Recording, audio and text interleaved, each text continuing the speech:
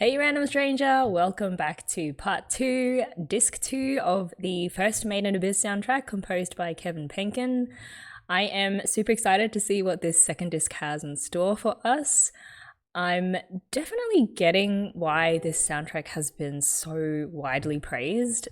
It definitely pushes a lot of boundaries in terms of the types of sounds and the combination of instruments that it uses to signal different aspects of the abyss and also to convey the emotional turmoil that each of the characters go through.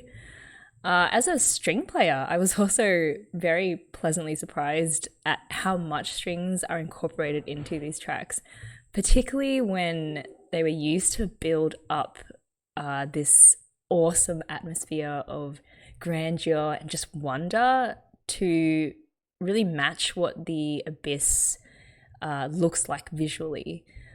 Case in point would be track 8, To the Abyss, which is one of my favorites and is really hard to listen to without having my mouth just drop open in awe.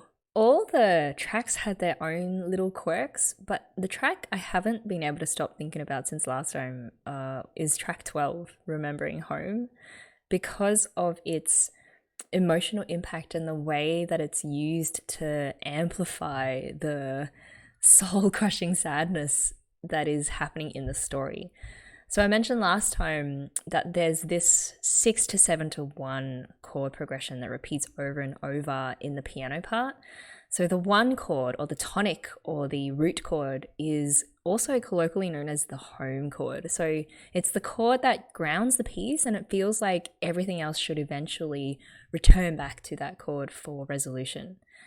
The fact that that chord progression back to the 1 is repeated in a track called Remembering Home and is used when Reg is begging Nanachi to not to kill themselves after Midi has been destroyed is it's just whoa. And I'll explain why.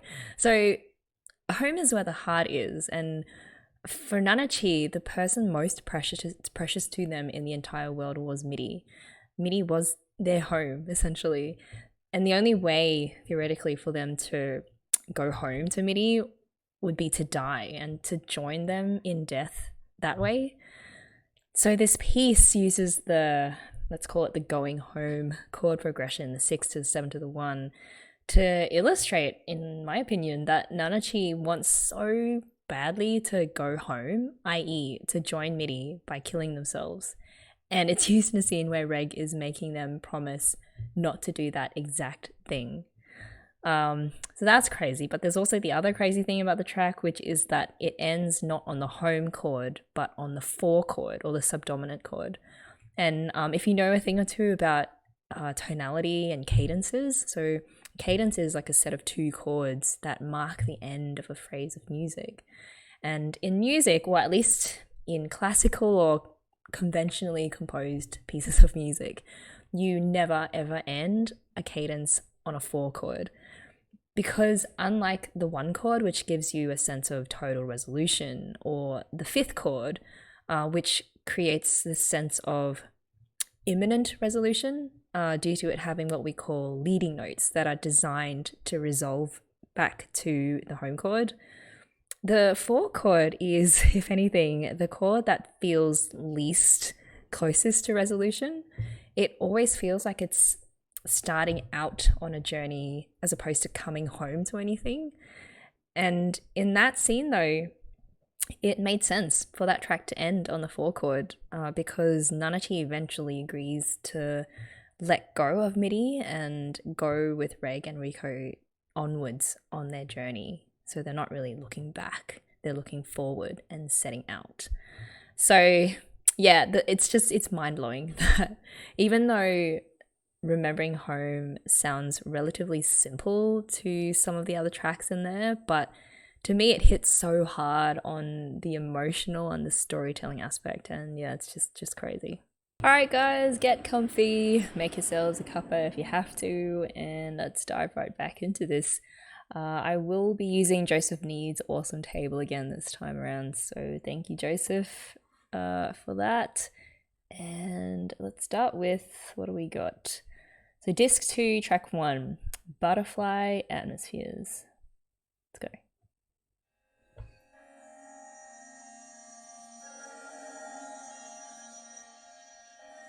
Ooh.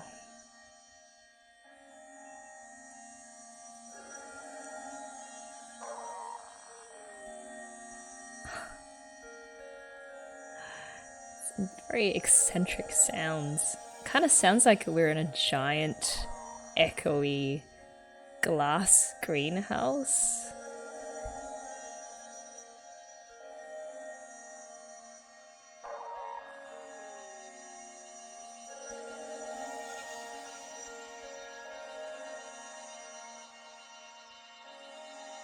It's a nice use of those chimes. Oh.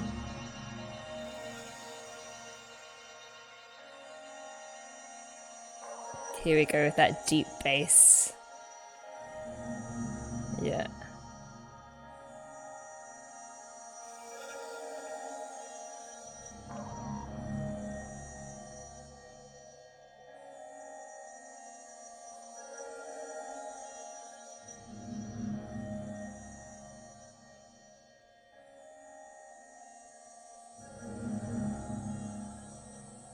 Oh man, I love how these combination of sounds creates such an effect of great depth.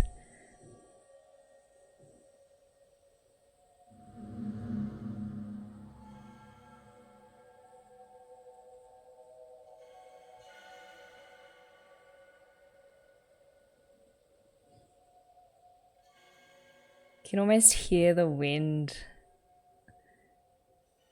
like rushing through the abyss.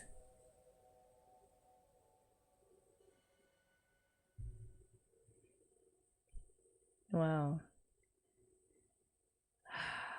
I mean, some of these tracks, they're really just pure atmospheric tracks, and I really appreciate those as well.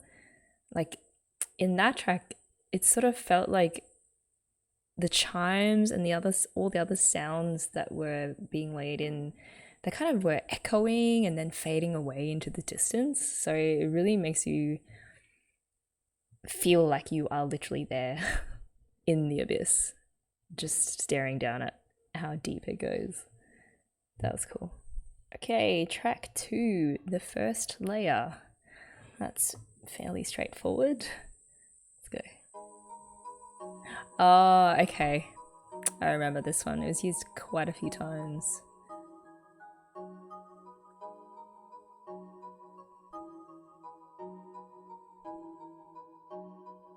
There's a very simple bass line. Ooh, I like the use of that xylophone. I feel like he uses it when the kids are going exploring and they really haven't come across anything that traumatic yet. Dun, dun, dun, dun.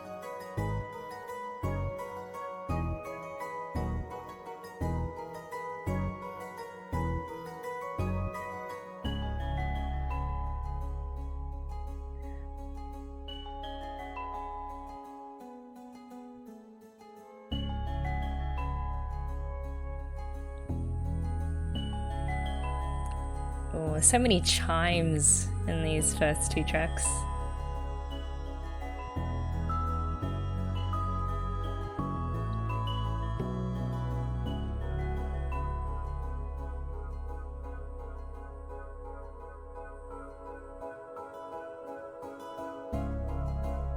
Oh, there's some dissonance there.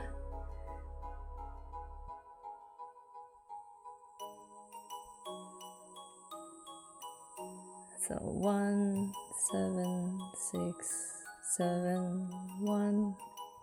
So interesting. It's always that progression in some way.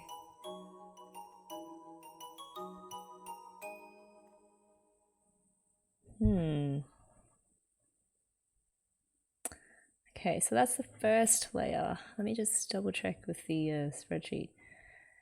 Wow, it's used in quite a lot of the episodes. Episodes 3, 4, 5, 6, 7, 8, 12, and 13. Okay, so it plays when Reg wonders about his origins in episode 3, when they first encounter the Seeker camp, when Marulk, best girl, explains the relics. Recovering after the Ozen fight. I remember that. Oh, it also plays when Riko remembers her nightmare where Mitty's profile inspires her to wake up. Okay, interesting. So it seems this track was used really when there was some unanswered question that the kids had or were trying to get to the bottom of, or they were learning something new about the Abyss. And where we ended with season 1, just to go on this topic a bit, we still had a lot of unanswered questions. For example, we still don't know anything substantial about Reg's origins, except that he has some kind of connection to Liza. Also, the whole thing with Riko seeing a vision of Mitty as she used to be, it was left kind of vague as to whether that had actually happened and whether Riko really had seen Mitty's soul being released. I like to think it was real because, one, I mean, I wish it would have been a nice wrap up to Mitty's terrible, awful story, but also because of Riko's bond with the Abyss from her birth. And I'm assuming maybe that she's inherited some of the Abyss's ability to sense consciousnesses in its vicinity via its fog. Yeah, so overall, this track is appropriately named The First Layer. You know, it plays for the first time before they really came across anything truly terrifying, including Ozen. I mean, I know Ozen absolutely wrecked Riko and Reg in her attempt to teach them a valuable lesson, you know, about how if they're not serious about facing even worse in the Abyss, then they're just not going to make it. But also I just came to understand that she needed them, you know, to know how bad it can get in the lower levels, that they're going to face a lot worse creatures than her. Track 3, Abyss of the Sea. Sea of the Abyss? Abyss of the Sea. Okay. Maybe another one of those straightforward ones, possibly referring to the Sea of Corpses, which is on the 5th layer, I think it was, right before they hit Bondrude's camp. Alright, let's have a listen. I'm assuming this is going to be very dark and angsty. Yep.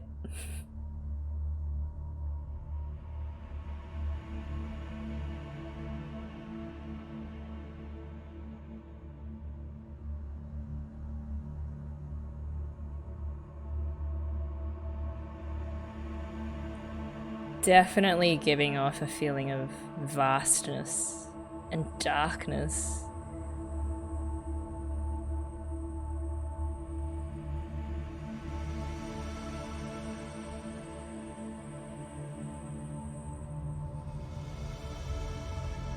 Oh, here's that deep bass. The repeating of that synthy sound almost feels like waves. Like the waves that roll beneath the surface of an ocean. That really deep bass line too kind of highlights a depth.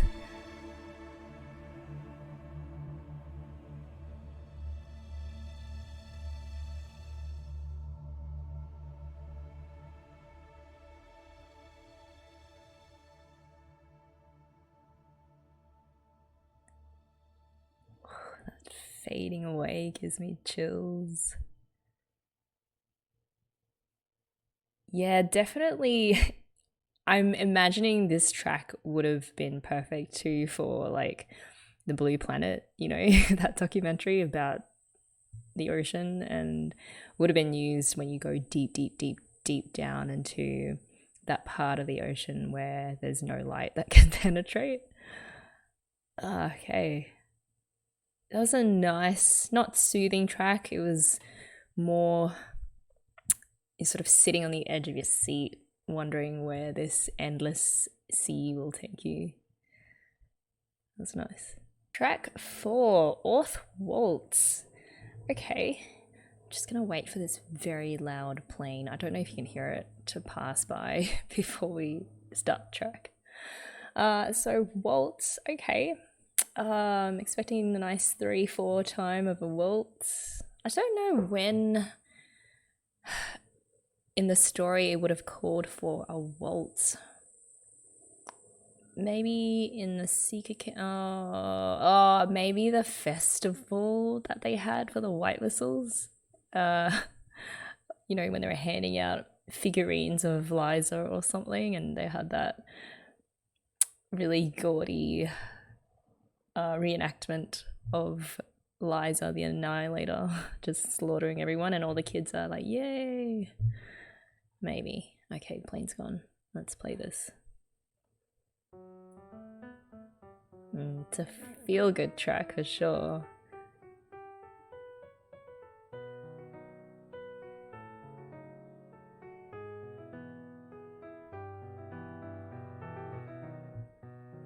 One, two, three. I love waltz beats. Oh, very playful.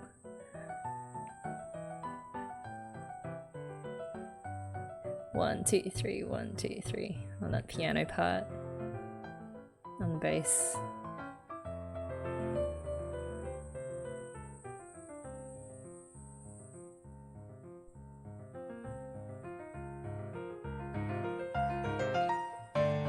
Oh,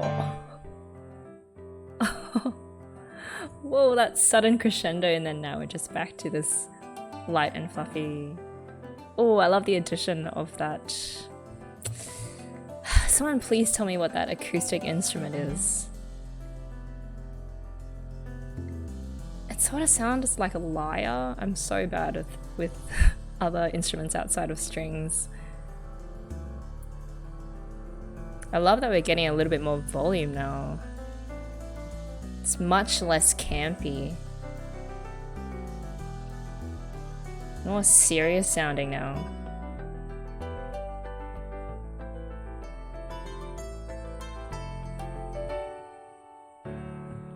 Major chord, done. And then a super tense set of sounds.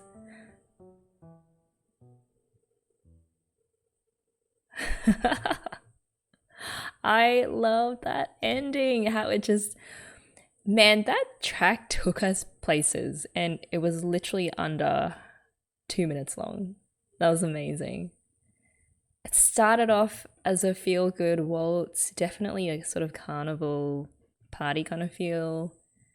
You have that random sudden increase in the volume, and then it sort of turns into a more a piece with more substance, and then all of a sudden that ending, it's like, whoa, okay, we're not playing around anymore. You know, oh man, that's such a quirky little piece. Okay, let's just check if I'm right about where this was used. Oh, it was used quite a bit. It plays during the Resurrection Festival, yep.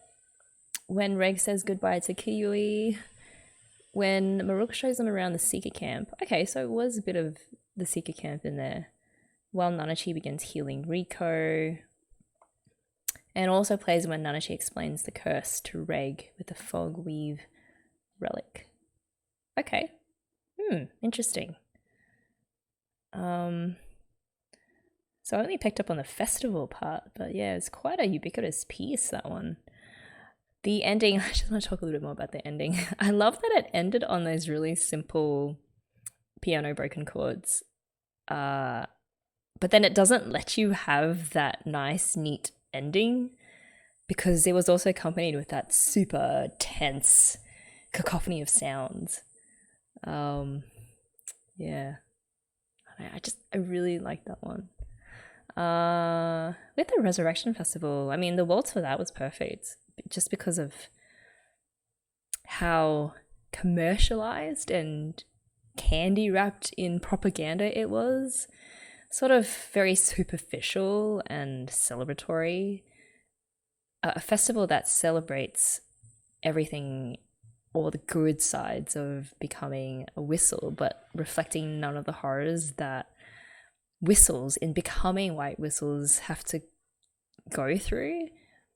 It was almost, what I found really weird about Orth was how it's like most of the population aren't even aware and don't question the premise of the Abyss as somewhere you should even want to explore. Like, of course you want to go down into the Abyss and get your glory and get your fame, you know, and find all these precious relics. It's like they can't look past that glorified sheen of the Abyss. And then by the time you get down into the Abyss, like how far Reg and Rico have gone, you have just been so traumatized, or you either become like Bondrewd, you are so wrapped up in your quest to get the Abyss that your mind just starts to break down.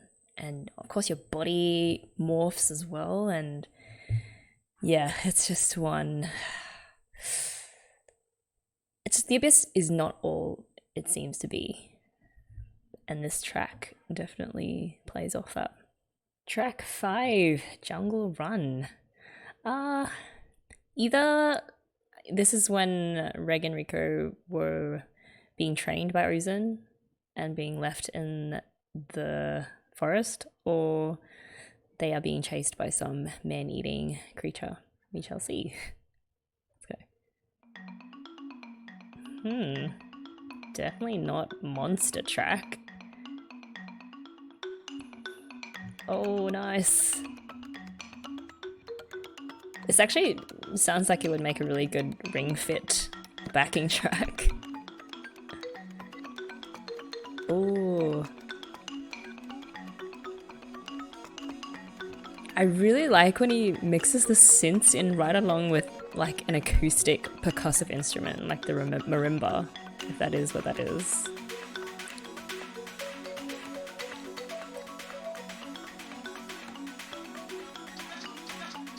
Oh, is that distorted human voice?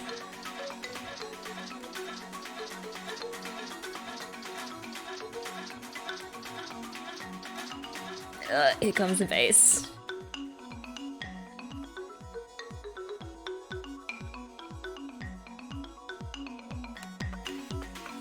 This track is so hype.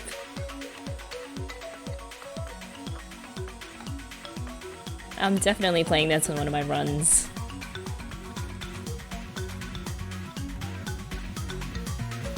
Whoa. Oh. Operatic voice.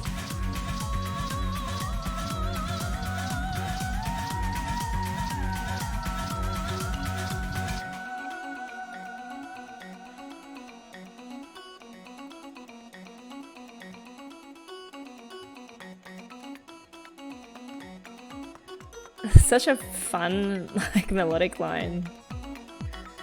Along with the dush of the bass. Oh my god.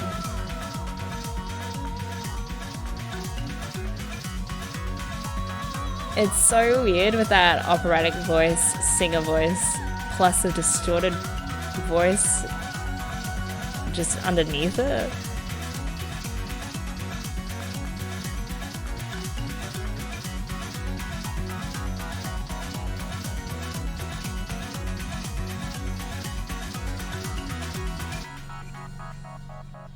Oh.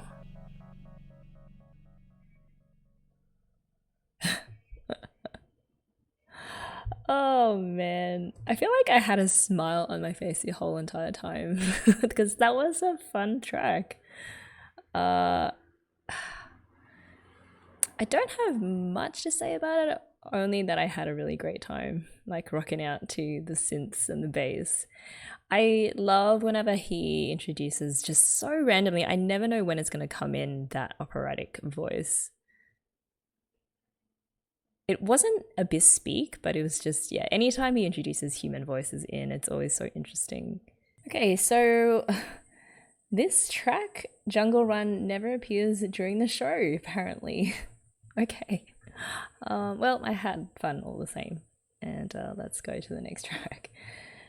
Entitled Crucifixion, track 6. Okay. Think of the most unpleasant way to die. So this is probably, I'm going to say it's going to be a MIDI track, even though technically she wasn't crucified. She was not put to death, but she was maimed in the most horrific way, probably a billion times worse than crucifixion. Also what she was put through afterwards, with Bondrewd experimenting on her to see how quickly her limbs would regrow. I don't even want to think about it. Okay. Are you guys ready? I don't think I want to listen to this track, but let's go. Let's do it.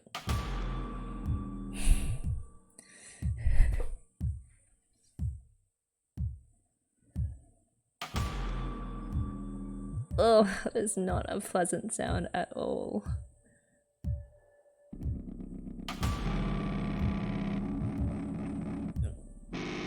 Oh.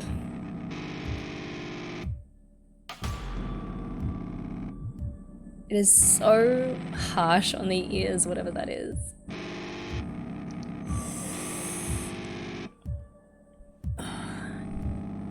It's like a bad car engine.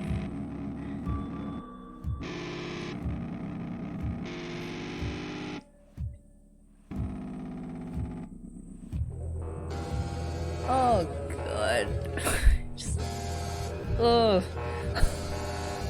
How long is this track? Okay, it's 1 more minute left.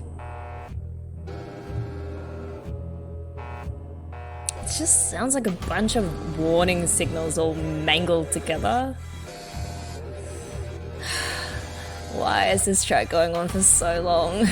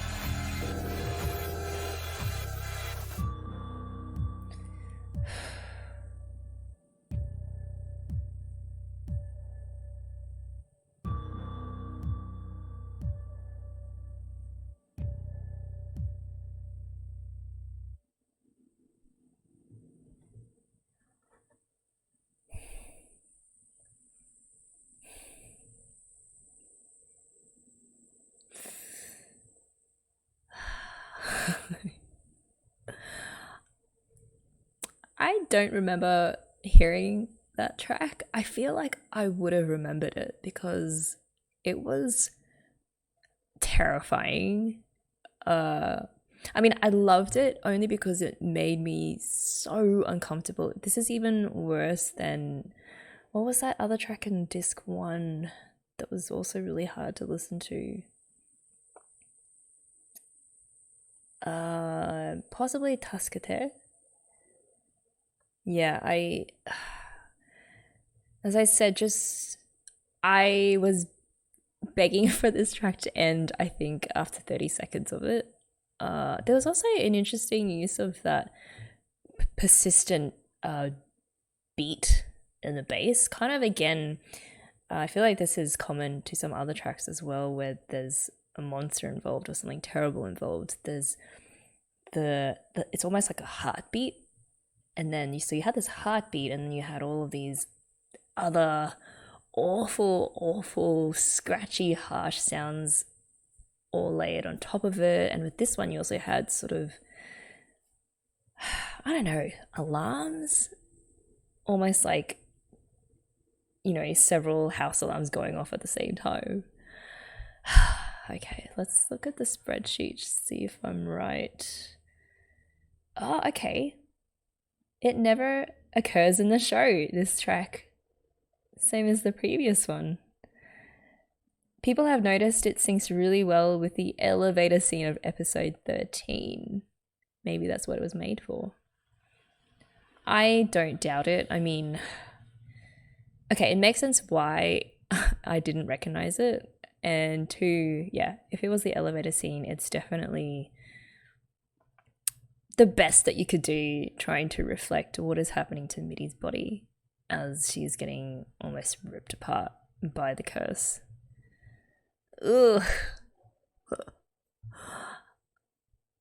You know what? All props to Kevin Penkin though for creating such an uncomfortable hellscape, like an audible hellscape.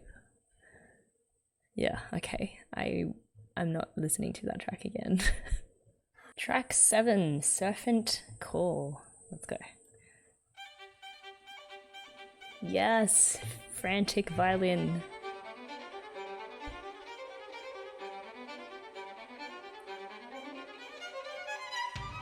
Oh.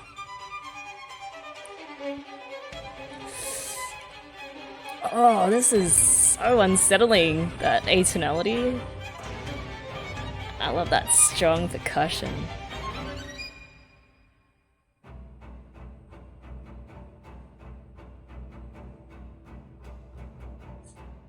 Nice. Oh. Oh, our best friend is back. The rop rop rop sound.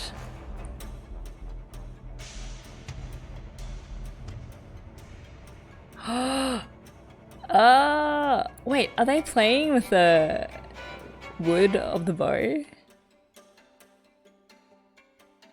Yep. Oh god.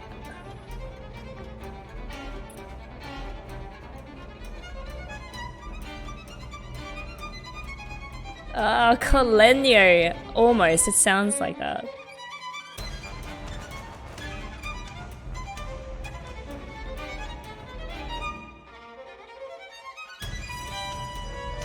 Holy crap. Just bringing in the bass to emphasize the tension. Yo, that was super intense. Again, just for such a short track as well, it's amazing how I'm loving being disturbed by this music. Like, if I'd never watched Made in Abyss, I definitely wouldn't be listening to this in my spare time. But knowing the story it's trying to convey, I am in such awe of Kevin Penkin's ability to compose music that just crawls underneath your skin. Just like the show and some of its ideas it presents does. So I mentioned Colenio, so I feel I have to listen to it again. Wait, actually, let's go back and do that. Oh, this is the next one. Sorry. So it starts with normal violin playing. We get the mop mop sound. This is definitely a creature piece and a creature of the abyss. Yeah, so hear that ticking sound? It sounds like it's being played Colenio, so like the sound that you make when you use the back of the bow to hit the strings. It's so rarely used in orchestral pieces because it is quite jarring to hear, but it's used beautifully here. Okay, let's see where this one was used. So Serphent Call, episode 8, plays when Reg and Rico enter the Madoka Jack's lair. Okay. That big red fella, right? Okay. Yep. I love the consistency with the motif of just unpleasant sounds and a really frantic beat being associated with creatures of the abyss. Yeah, it's such a cool signal. Okay, track 8, Outside.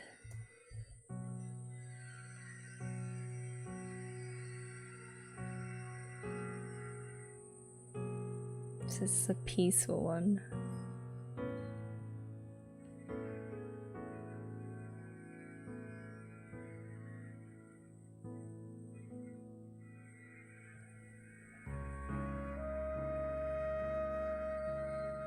Ooh. Flute?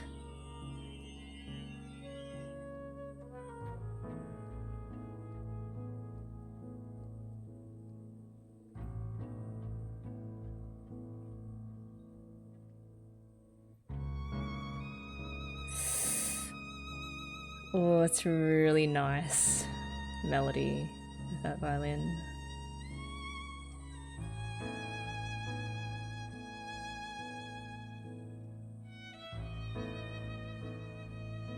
I like how the melody swapped from the flute to the violin.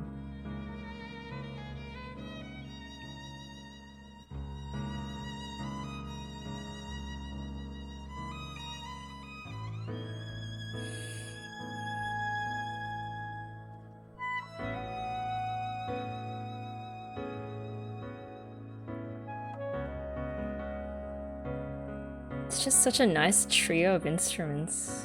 It's quite emotional.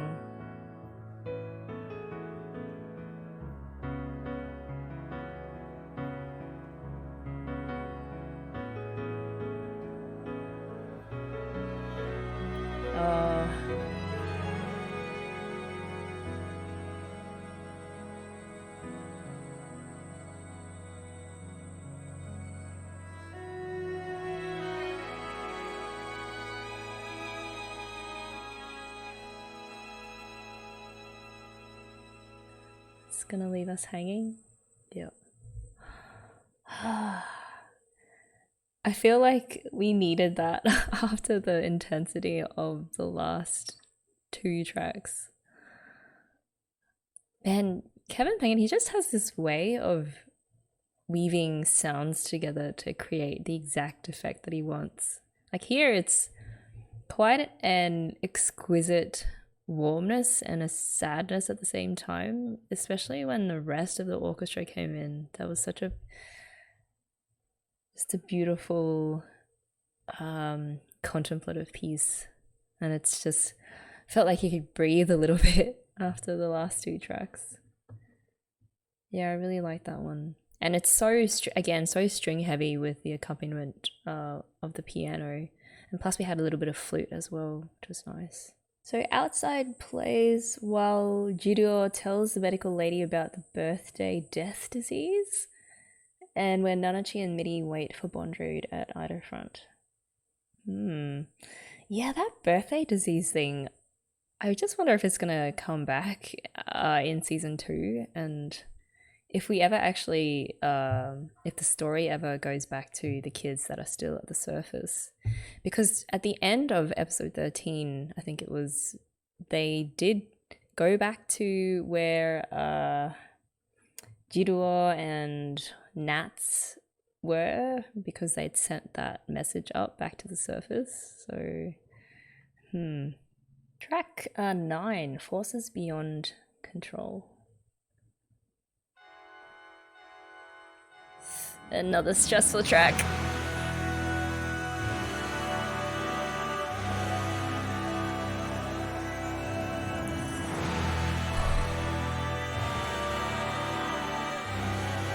Oh, this sounds like Bondroid.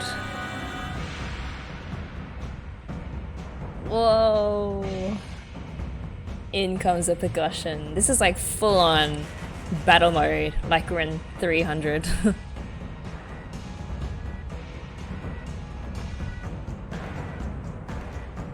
Yo, that percussion is going hard.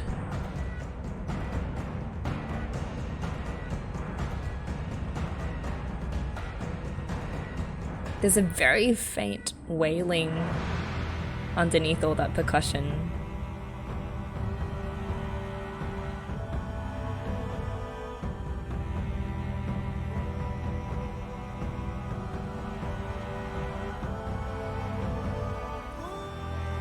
Oh.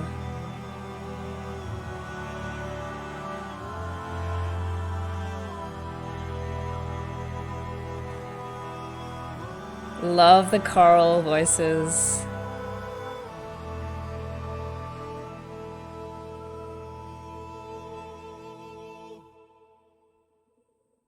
Oh.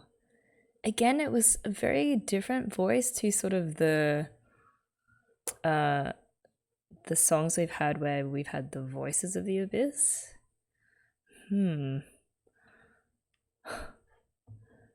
Where would that have been used? I don't know. Possibly a creature of the abyss? Let's just have a look. Maybe Bondroid? No, okay, so episode 7 and 10. It happens when Ozen beats up Reg and before they ascend on the 4th layer to escape the orbed piercer. Right, okay. Oh, so this was when Ozen beat the crap out of Reg. I remember being so shocked by Ozen's violence at that time. I mean, my initial reaction was, why is she doing this? These are just kids. Like, she's insane and she needs to be locked away. But after getting to know Ozen more, I mean, I spoke about this before, but you sort of understand that there is a dark logic behind her teaching Reg and Rico a brutal lesson on how seriously they need to take the Abyss. And in that context, you know, for the sake of their survival, the beating up made sense. And that's pretty much how she trained Liza as well. You know, even though it in no way erases how terrible of an act it was. I mean, Ozen was going to kill him or them, if that's even possible, and, you know, would have murdered Rico at least if Maruk and the other excavators hadn't intervened. However, I mean, Ozen obviously is miles better or in a better place than Bondroid, whose very soul has been split up into God knows how many pieces and, you know, just eaten away by this immense desire to conquer the Abyss. Whereas Ozen still has her conscience intact and still cares for other people, even though her ways may be really harsh. But that's just what the Abyss forces you to become, right? You know, given enough time, your standards of how to treat other people sort of slowly warp, you know? That was a great track. Very 300, as I said. Yeah. Track 10, Nanachi in the Dark. Let's go.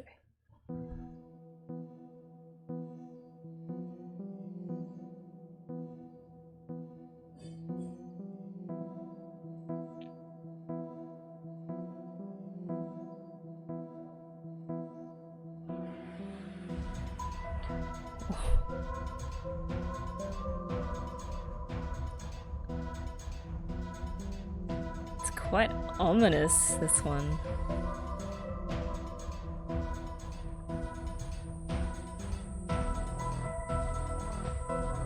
There we go with that deep synth again.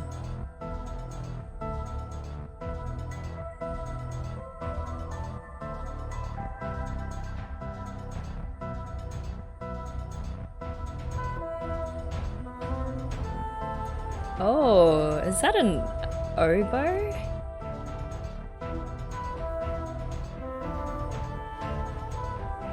I like that this melodic line is being set against this haunting backdrop of synths and that deep brass sounding bass. Dun dun. Oh, they've used that before in another track. I think it was Maul.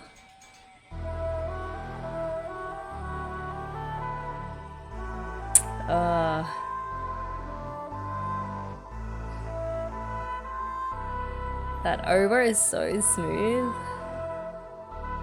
And a bit distorted as well, like an echo effect has been put on.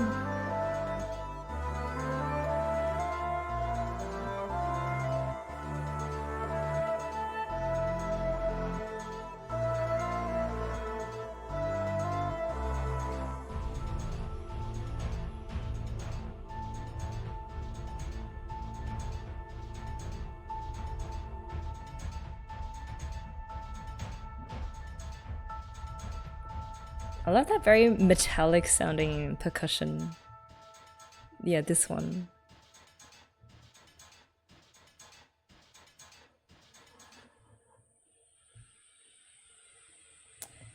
Interesting.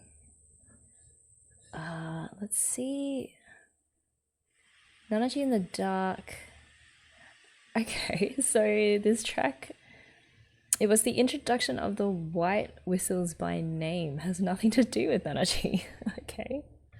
I guess, I mean, there are probably certain tracks that were recorded for a particular purpose, but then in the final mixing, it felt like the editors felt it suited another part better, but they just didn't change the name of the track on the OST. I mean, I see how this would have fit the White Whistles. It's an ominous sounding track, so, and they each have such sinister names. And to have made it as far as becoming a White Whistle, you know that they've done crazy shit to get there. Including sacrificing another human, or in Baudry's case, sacrificing himself. Plus, you know, turning a bunch of kids into meat bags, but who's counting? What I've always wondered, though, is how Liza rose to the top of the White Whistle heap while still keeping her conscience intact, at least as far as we know and as far as Ozen remembered her, you know. It seems like she is the most feared White Whistle, and that's really saying something given how Ozen and Bondrewd are. We know that obviously she's committed massacres given her namesake, but also that she is incredibly loyal to the people she loves. And there is a reason why someone as soft as Lita sought her out to be his mentor. So I'm really looking forward to in season 2 to find out more about Liza and just what's happened to her. Okay, also there was a part in this track, it was here, that reminded me of another track in the way that he uses the strings. So let's start from here. Yeah, the da-da. While there's synths going on in the back. It's a really specific kind of tension, and I finally found whereas actually we've heard this before. It's in disc 1, track 25, Forest of the Abyss, around about the same time, like a minute and something into the track. So there's nice synthy background, and you've got the da-da, which is really angry strings. The intervals are different, but the feel is the same. And it was just, I don't know why my brain just kind of clicked when I heard that, and I was like, definitely have heard this sort of motif before. I guess for each track, not that something horrible is going on, but it's just to play up the darkness of the abyss. Track 11, Underground River. So I'm assuming this is a reprise of the Underground River opening version that we had in disc 1. If so, we are in for a treat. Let's go.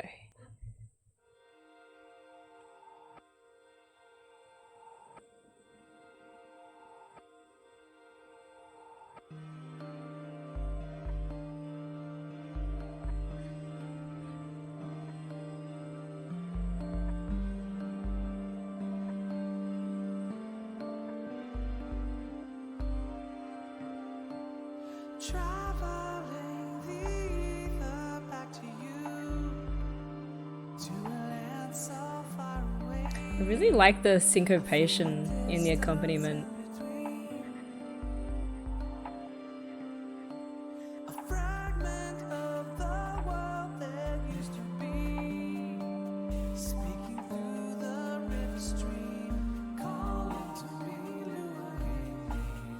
I love the 2 different octaves in the voice.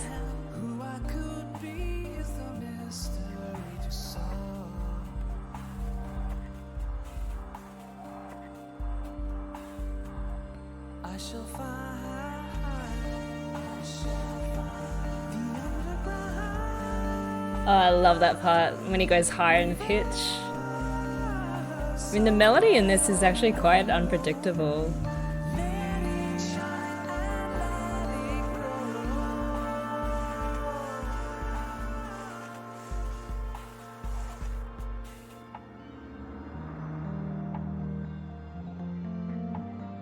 That synth piano is so soft and fuzzy.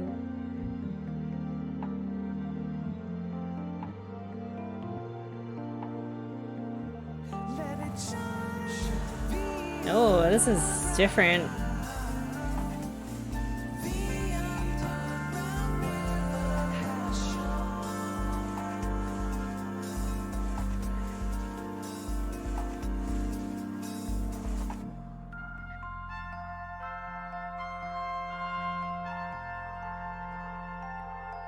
A little bit of brass in there.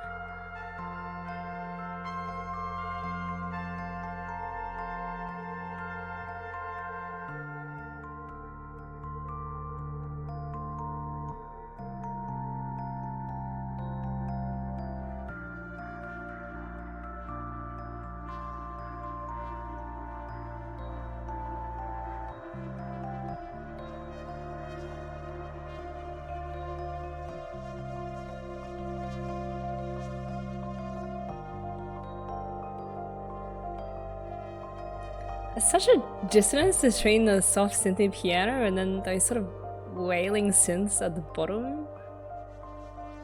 And then this acoustic piano.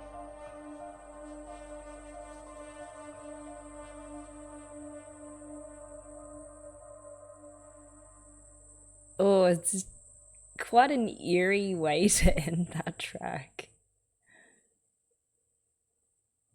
Okay, so I mean, I feel the difference between this version and the opening version, I remember the opening version had a more epic, sweeping feel with the full orchestra backing it all the way to the end, whereas this one is more pared back but has a thicker layer of mystery and darker tones, especially with the use of those distorted synths. I don't know, maybe it reflects, like, by the time the second version plays, actually, when does this appear? Right, so this was used during the recap montage introducing episode 13. Yeah, so I guess by the time we hear the second version, we've seen a lot more of the Abyss and had a taste of how dark it can be and how it twists human minds and how much suffering and broken dreams have gone down there. Whereas in episode 1, where we first hear this beautiful, exquisite track, it's like, yeah, let's go and explore this amazing, beautiful place. You know, it'll be dangerous. Like, we know that people die down there, but you don't really quite yet know the extent and the nature of that danger, and you sort of don't know how predatory the Abyss is and actually how it can sense presences in its web. So that was really interesting, yeah, listening to that second version. Track 12, Walking the Tightrope.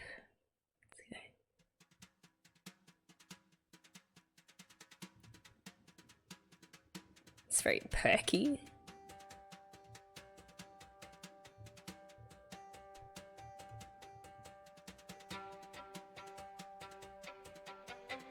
Okay.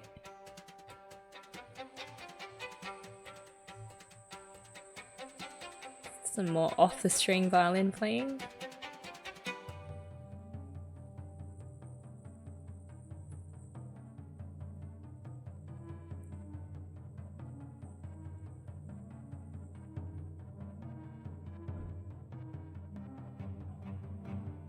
Nice, the cellos are the same part.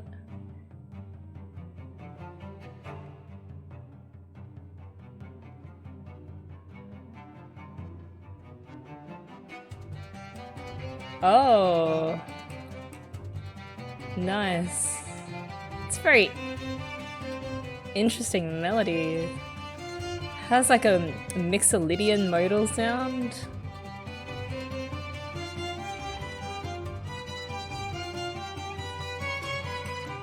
Oh, that's different.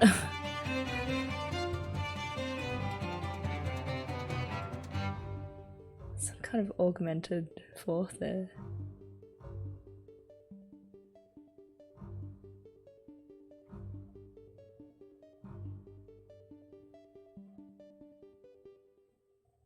Huh. I mean, that was very short and sweet.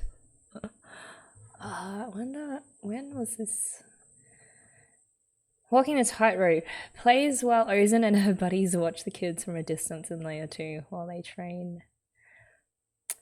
Right, okay, so yeah, it's just a nice, what was the word I used? Plucky sort of soundtrack. All right, track 13, Relinquish.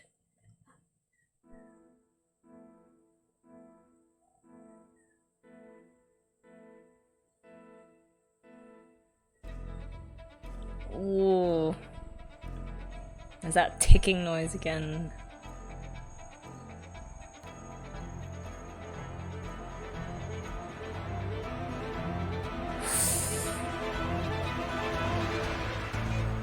Oh man, this is intense.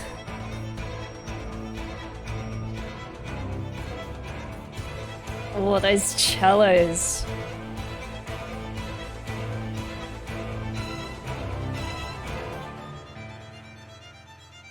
Nice. I like that everything just cut out except for this violin and the piano.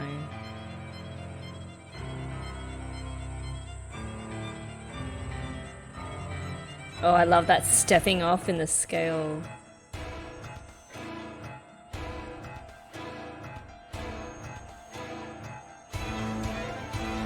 Holy crap, when they bring in the percussion and the cellos all at the same time. Like the deeper string instruments. And of course they bring in the brass right into the climax.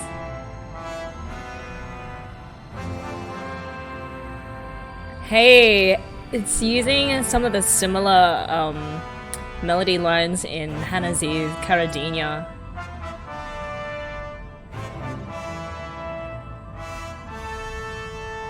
Oh, it's so nice. There's that really deep guttural sound underneath all of that.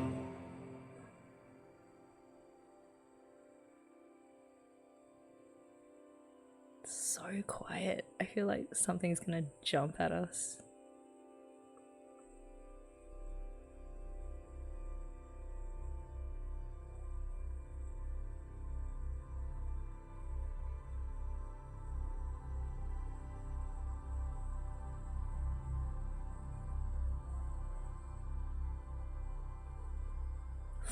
Oof, that's such a long, sustained note. That's just gonna fade out like that.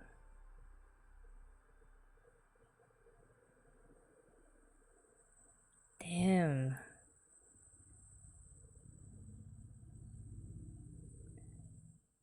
Is that it?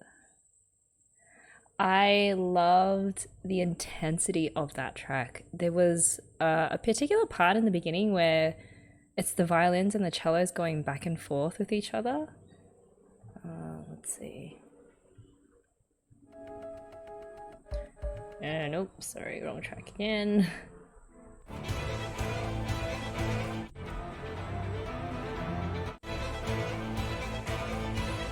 God, they're so furious, those strings.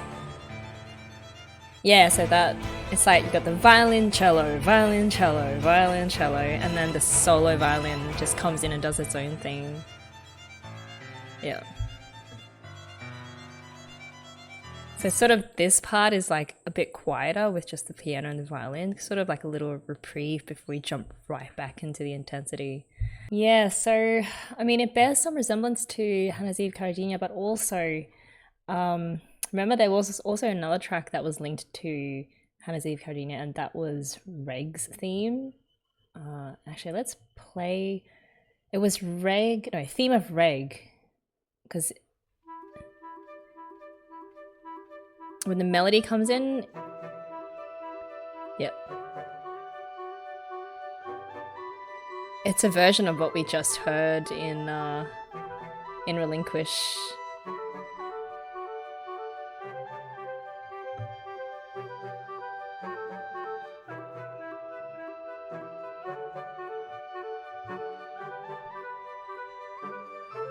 Okay, and then let's jump back to Relinquish where that starts.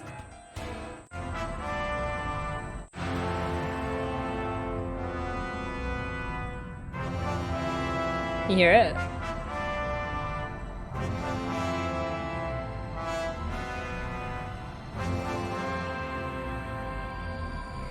Except, I mean, obviously this version is a lot more heavy-handed and it reflects what's going on again in the story. So, okay, Relinquish was being played when Reg fights the Crimson Splitjaw in layer 3 and when they run from the Orbed Piercer and when Reg fights the Orbed Piercer for the second time. So it is very Reg central.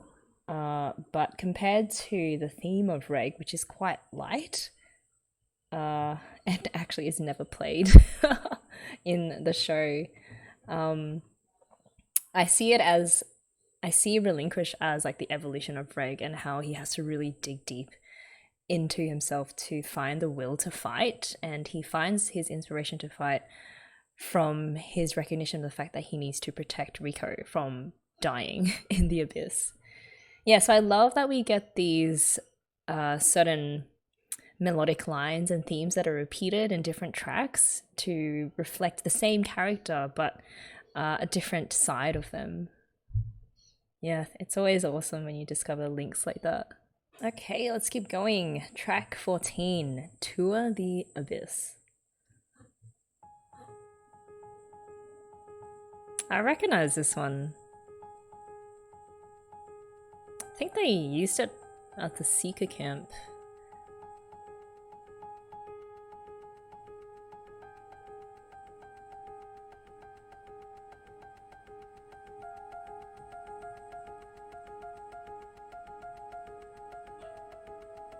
Nice change in interval.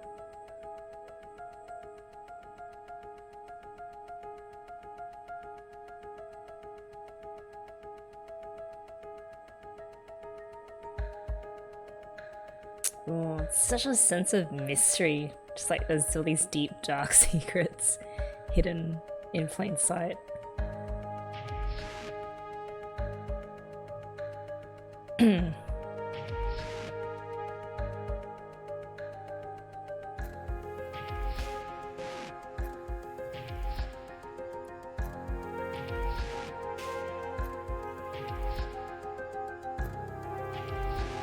Again, just some interesting synths being used.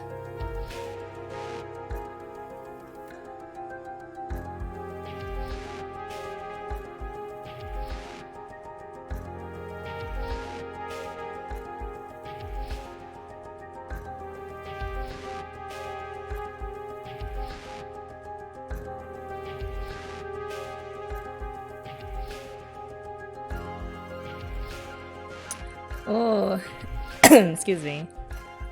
That sparkly synth? I always associate it with Bondred, I don't know why.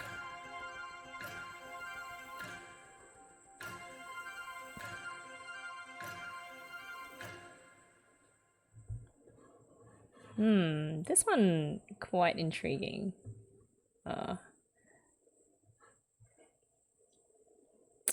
Let's see what the spreadsheet says. Tour the Abyss. Wow, this was used a lot. It happens when the curse is discussed in episode 2, when Liza is describing the lower layers in her letter, when Rico is hit by the layer 2 curse, when Ozen explains the curse repelling vessel and Rico's origins, when Ozen talks about White Whistle secrets, there's that mysteriousness for you. And when Reg has a flashback about Liza's grave. Okay, so used quite a bit when there is a bit of explaining of the mysteries of the Abyss going on. So that makes sense. Track 15, Adventure Through the Light. Okay, so wild guess, it's probably going to be like a Rico kind of theme, because I always associate her with adventure and exploring. So probably a positive sounding one. Alright, let's go.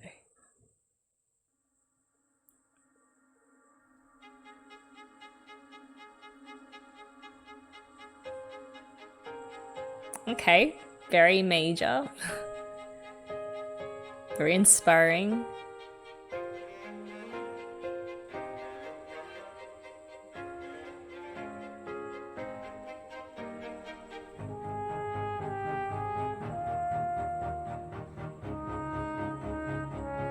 Ooh, is that some French horn? We rarely get solo brass instruments.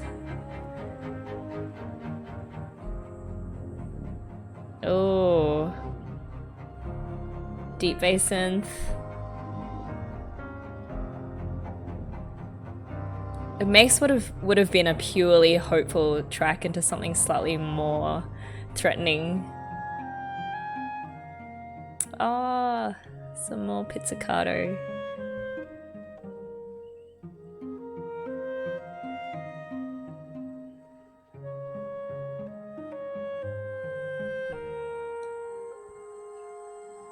Is that an oboe as well?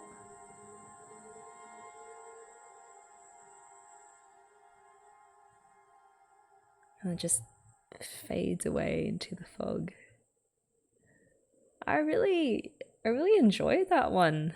One, because we get some really nice French horn solo in there, and including plus some string pizzicato. But all of that, again, it's not purely like a hopeful, inspiring, exploratory track. It's always with that bass synth, just injecting a little bit of uncertainty and danger into the mix as well. But most, like 90% of that track was very Rico-esque, and that was very positive sounding. Okay, track 16, Classroom. This definitely has to be up on the surface, right? Where we see that classroom that Lita teaches them in, with the ladders that go up and their desks are just kind of stacked on top of each other. And it's really interesting because there's a theory someone wrote about, which is like, you know, maybe that's just the way of training kids from when they're very young, you know, to start climbing up and down these steep surfaces. All right, let's have a listen.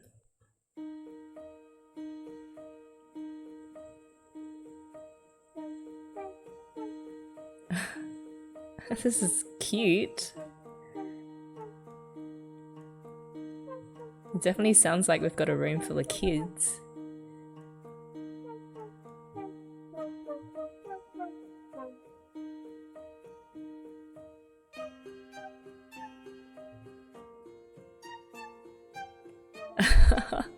I like how the violin and the synth are playing the same melody.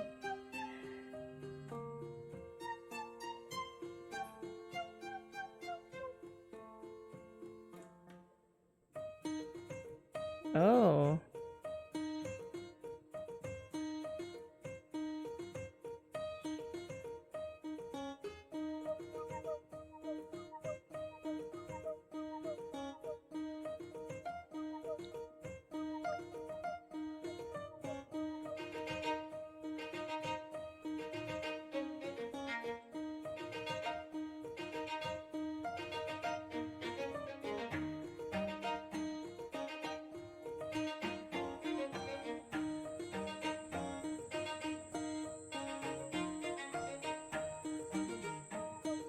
Oh. It's just these random weird notes that get thrown in there. Just sort of little dissonance. Okay. I mean, but overall, just such a joyful piece, and those are so rare in this whole soundtrack, so I'm going to take what we can get. Let me double check. It definitely has to be the classroom scene. Classroom. Episode 11 plays when Nanachi explains the shroom bear medicine to Reg. Okay, I was completely off base there. Or maybe it's another one of those cases where it was written for one scene but then just got used for another, because shroom bears are so pleasant and joyful when they're stuck in you to help you not die, I guess. The shroom bear was what Nanachi stuck Rico full of, right? And then after she had recovered and they'd injected some life back into her, and Nanachi had to pull them out again, and that was an excruciating scene to watch. So it's an interesting musical choice there. Okay, let's keep going. Track 17, Reg's Power.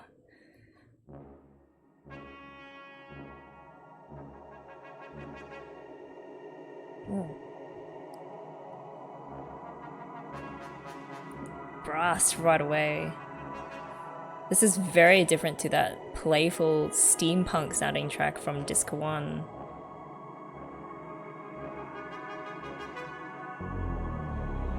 Whoa.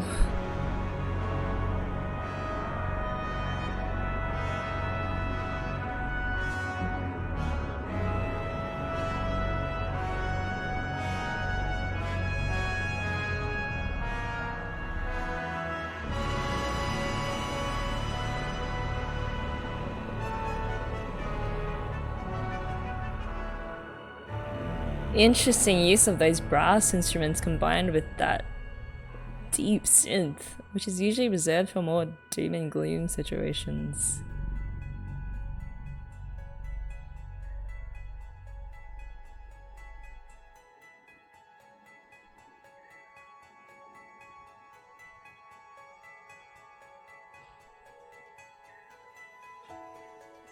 Oh.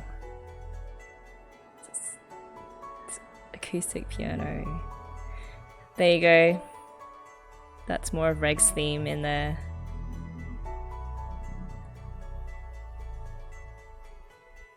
Da, da, da, da. Well, this theme sounds a lot sadder used in this context.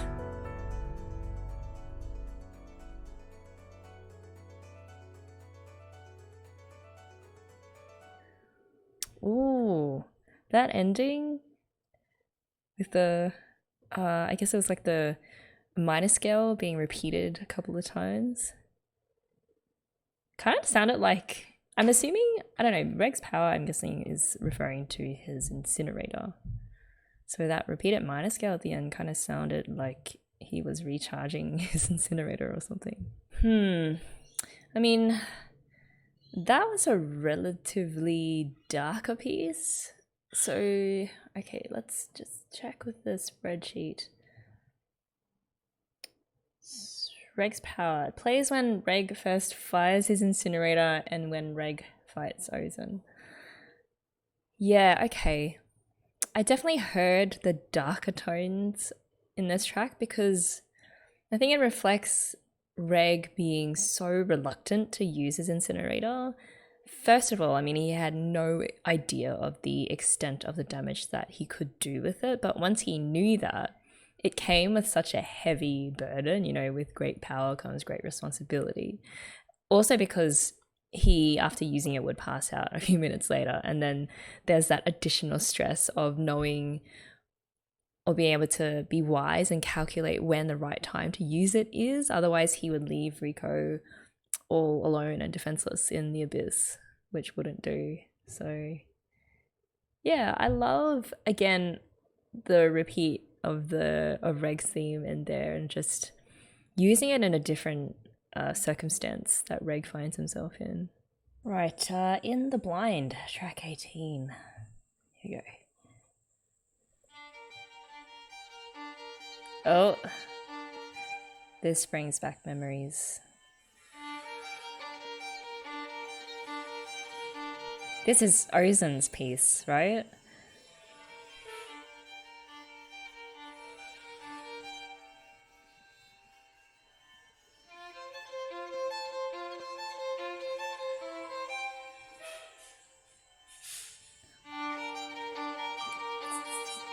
Kind of a simpler piece with these minor arpeggios.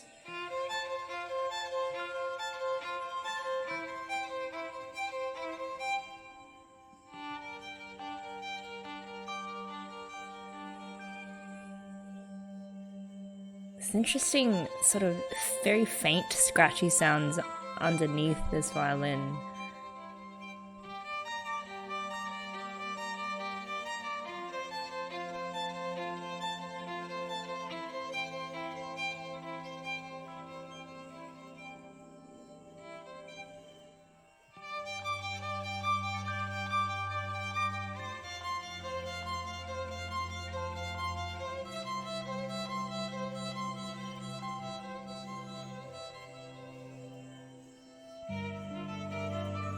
Kind of a sad, reflective piece. Definitely one for memories that had a really deep impact on you.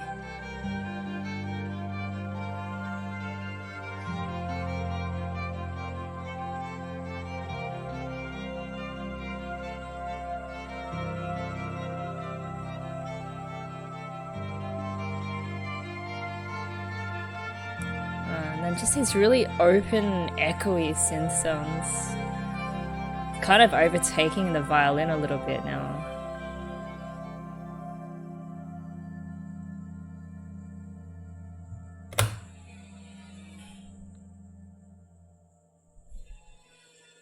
I feel like quite a few tracks end in that way where it's very open-ended, very echoey, and it always brings you back to this feeling of the abyss being an unknowable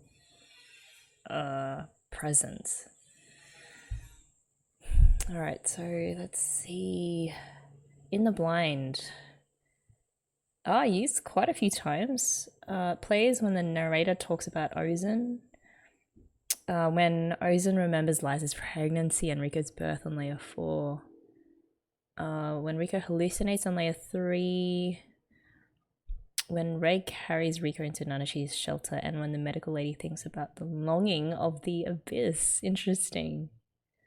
Yeah, whenever we get those, like, at the end, let's just replay that last little bit. Sorry.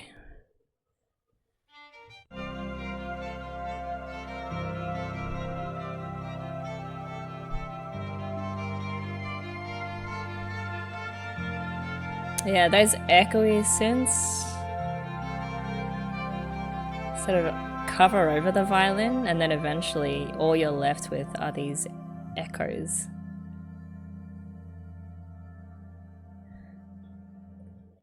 There's definitely that feeling of the longing of the abyss. I found such an interesting concept that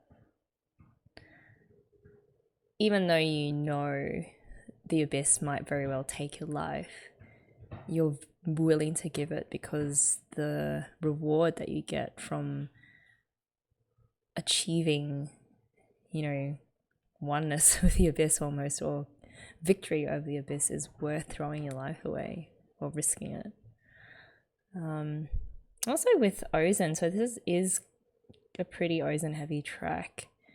I remember with the secrets that Ozen revealed at the Seeker camp, about Riko having died and been resurrected again because of a relic of the abyss that they had recovered.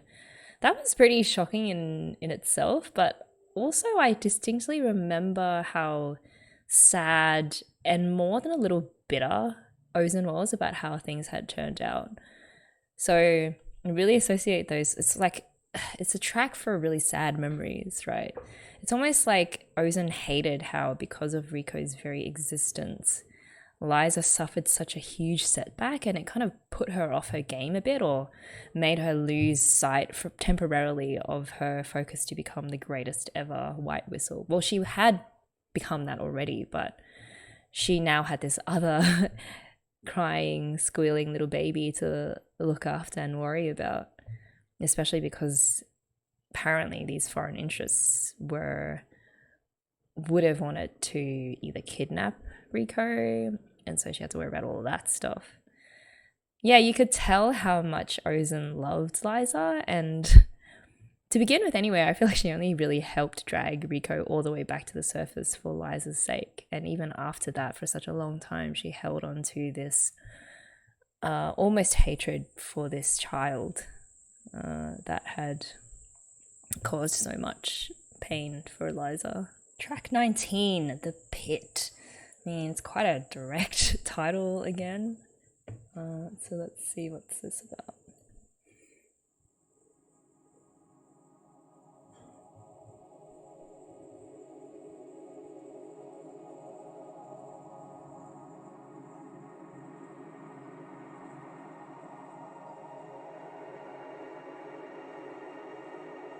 Right, I'm imagining the abyss covered in lots of fog.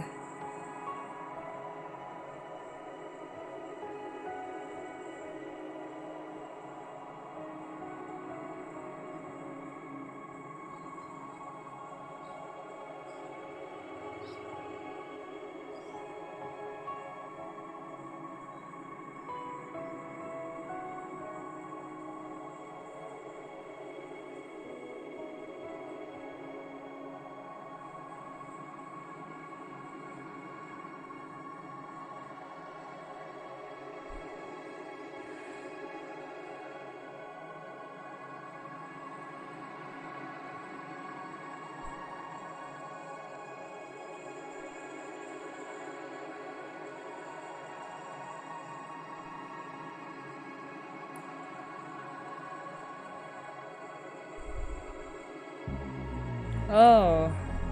Oh man, I'm always on guard when I hear that drone-like synth.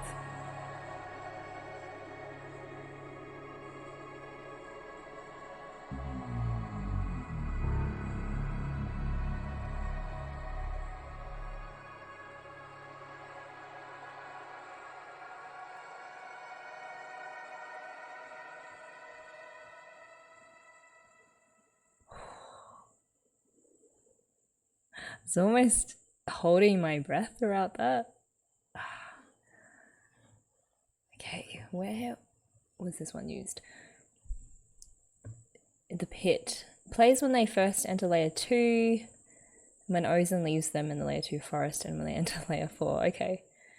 Layer 4 was the Goblet of Giants, right? With the Orb Piercer. I do remember how nice it looked. Like, it looked like a bunch of beautiful hot springs, with the only catch being you might come across this deadly, spiky Orb Piercer with the terrifying bowling ball face. Again, just another track that reflects so well the beauty of the Abyss and the different layers. And also how a lot of times it's covered in this fog, so you can't really see past, you know, the front of your nose. But also with the introduction of that drone synth, it reminds you that you also need to be prepared to fight or die at every turn in the Abyss. Yeah, that was just another great atmospheric track. Track 20, Discover the Abyss. Let's go. Huh.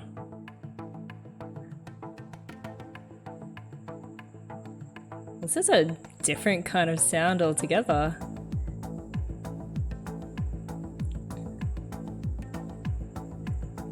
Nice drum bass.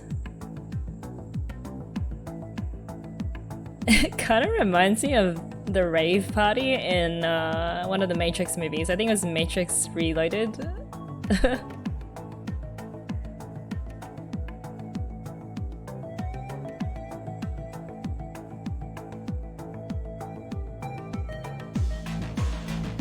Wow. It's like a drum and bass track. I want like dubstep.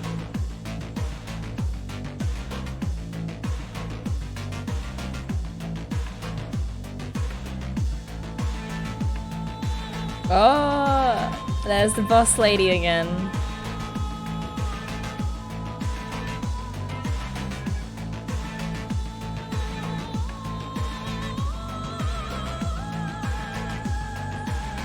Beautiful.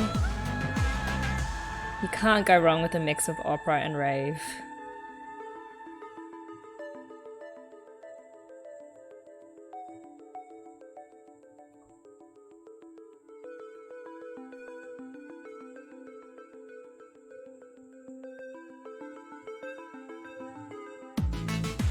Oh, okay. It just hits you so hard with that bass drop again.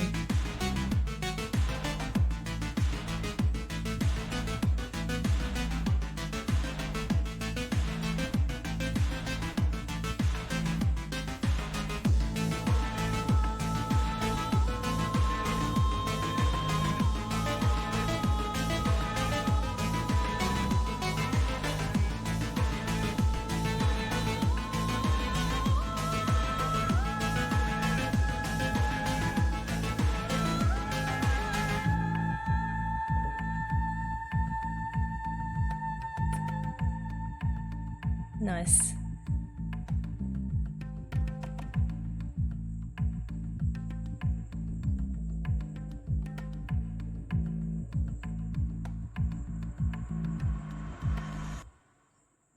Okay. Yeah, a very different track, I feel, to most of the other ones that we've listened through so far. Didn't feel like they were being chased by anything. Like there wasn't any of those telling signals of imminent danger, you know. Okay. Discover the Abyss plays when the Imbio's attack on layer 2. Okay, oh, so it was an attack track, just a very different one. And when they first speak with Ozen, and when Rico ends up in the Amakagame in layer 3.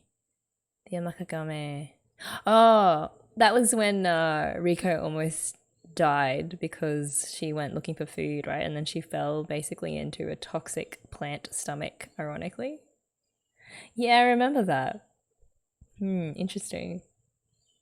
I mean, I guess for that scene in particular, they're not being pursued so much as Rico fell into a trap herself.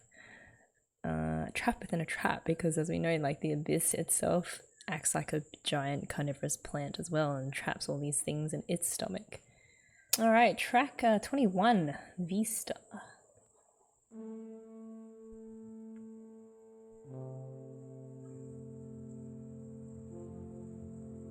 It's very muted brass there.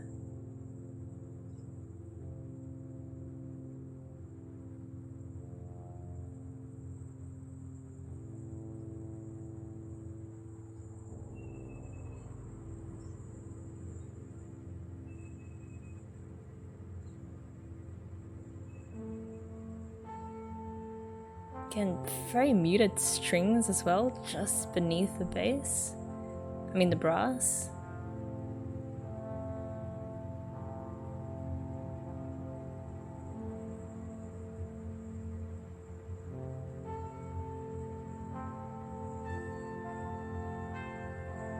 Kind of sounds like there's a swarm of bees while the brass is playing. Sort of gives us this feeling of hidden danger.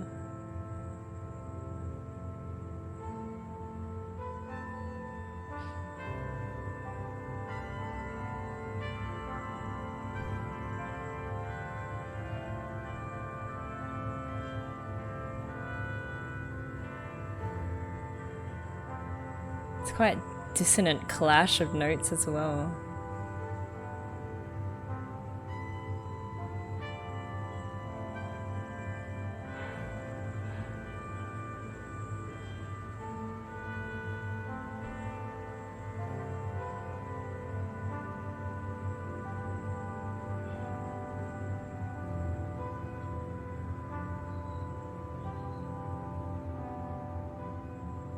Don't know why I'm just waiting for something to drop.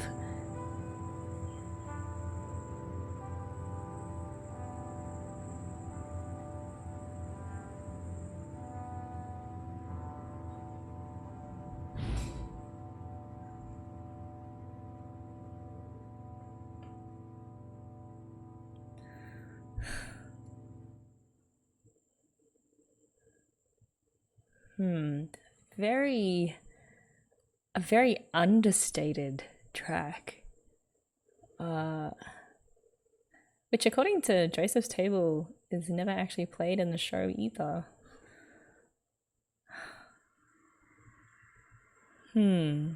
Interesting. I'm pretty sure that so while the brass is playing those different arpeggios, underneath all of that mix of sound are string instruments just playing tremolo.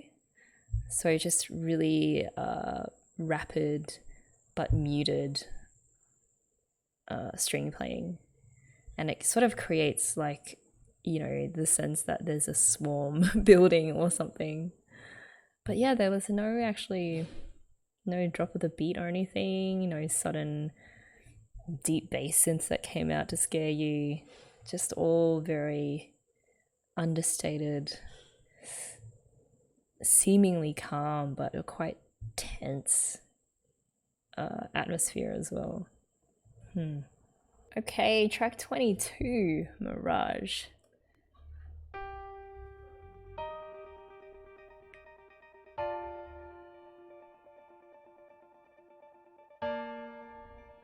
Oh, I like the effect of those echoed keyboard notes.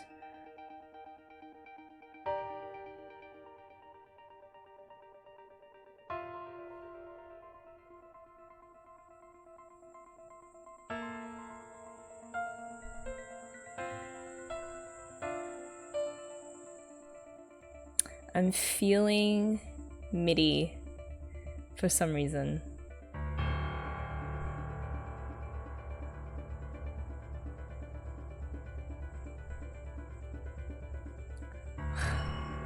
I feel like my heart rate picking up along with that synthed up rhythm.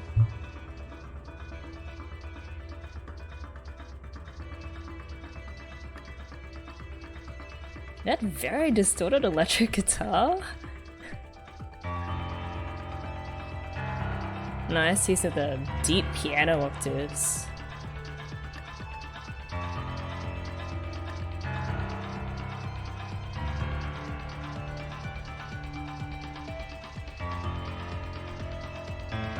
It's building.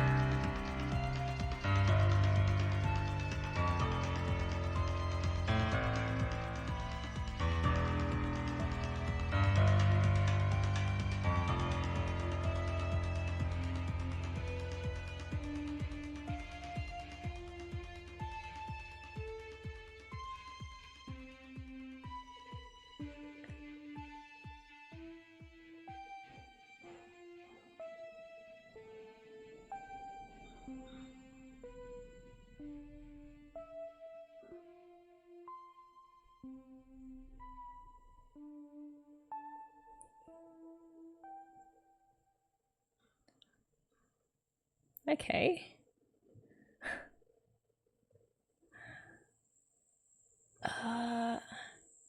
Guess another little rave sounding track, which according to the spreadsheet also doesn't play in the show in any of the episodes.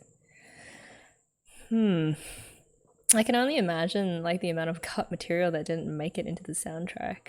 Okay, I figured out why this is a MIDI track to me, even though it never plays. So it's really the piano part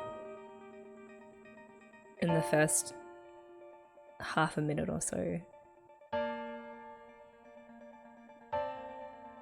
It's really sad piano chords, but matched with these slightly dissonant synthy sounds. So almost it's longing, really. Okay, and then compare that with the other very MIDI heavy track, which was Depths of the Abyss. The satanic voice track, but also features a very sad contemplative piano with these discomforting synths.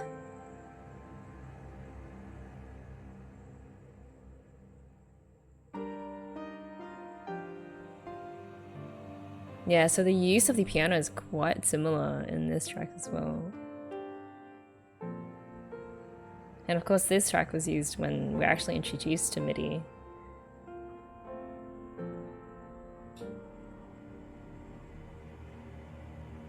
It's always when the theme is around MIDI and Nanachi and their relationship, they're very tragic but also sweet relationship.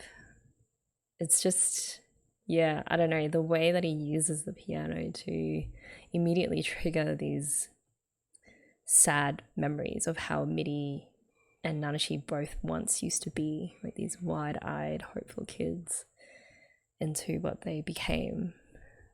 Yeah. All right, track 23, Indoor Voices.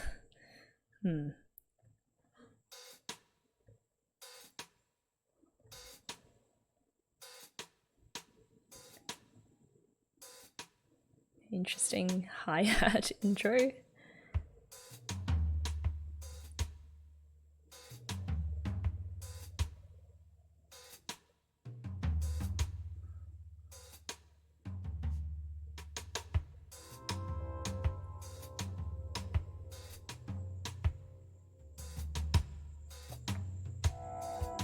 Oh.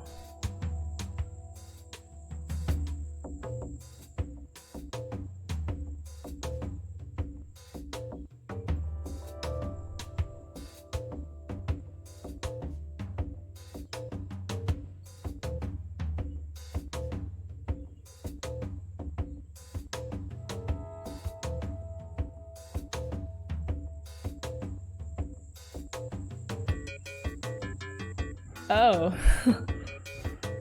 It's very metallic sounding. Also, some kind of weird pentatonic scale.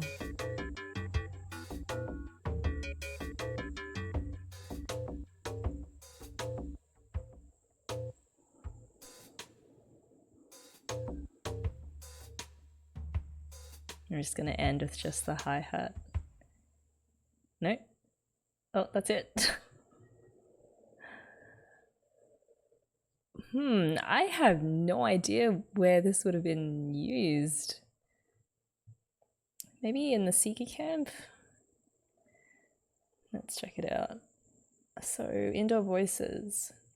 It plays when Reg hides from Leader after waking up, when Reg joins the orphanage, and when Rico plans to escape the orphanage. Okay, so it all takes place inside the orphanage.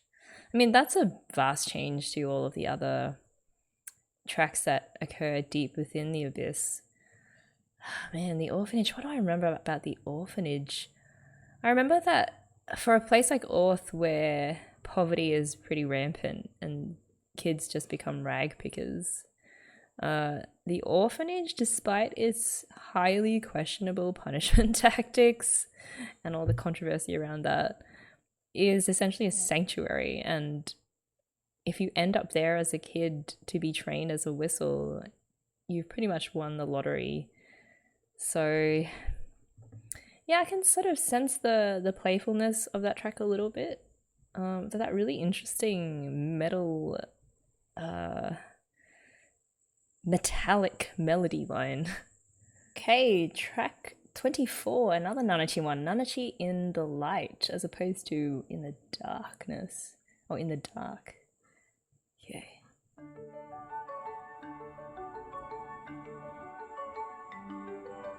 I like this. It's very fluffy, like Nanachi.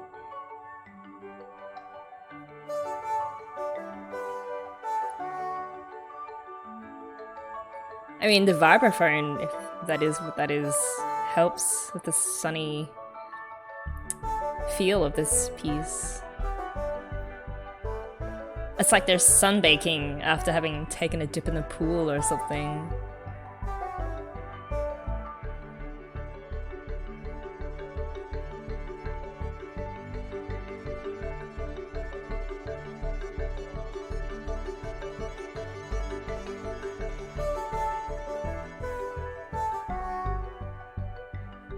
Also, is that a French horn? It sounds very distorted though.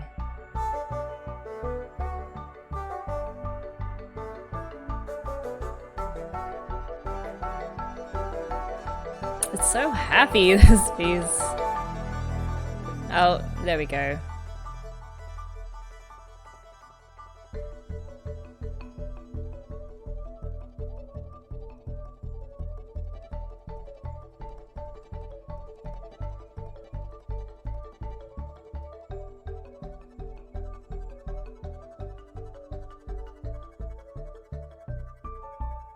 Oh, bit of acoustic piano, very nice. It's playing that same melodic line.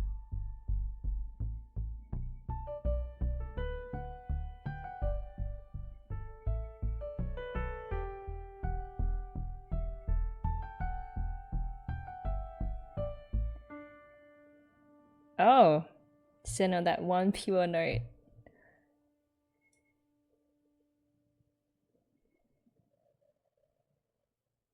Okay, so one of those rare tracks where we don't get a threatening undertone of bass synths. It's just a smooth, clean melody line with a very happy, upbeat tempo and accompaniment.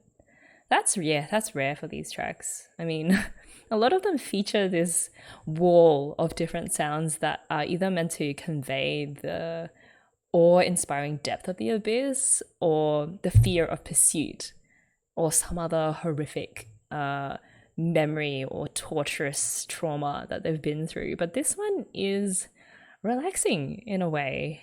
I feel like maybe it was towards the end of the series when they were taking a dip in that Spring of Water? Let's check the spreadsheet. Nanachi in the Light.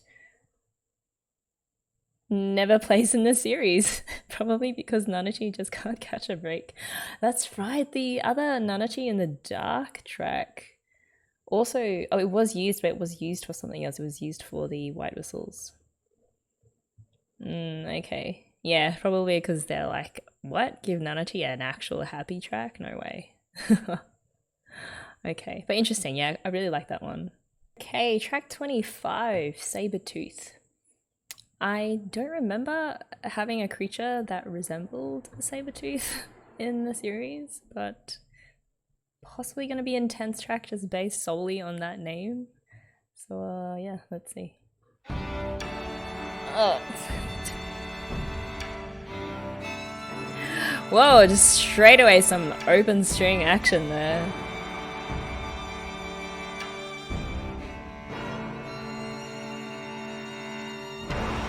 Oh, God.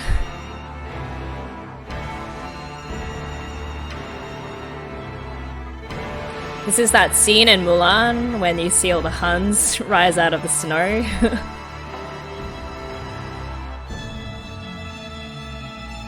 Oh, there's our friend, the droning synth. This is super dissonant.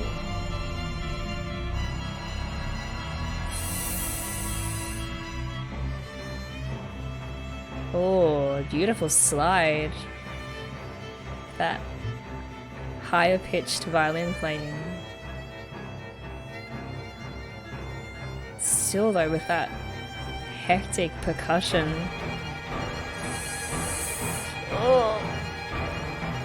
Oh, I hate and I love the use of that rapid cross-string playing to create this sense of terror.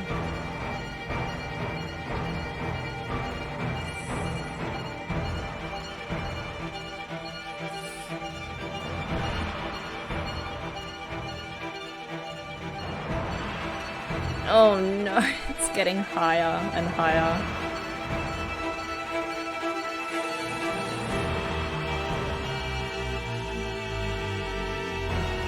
Whoa. Like,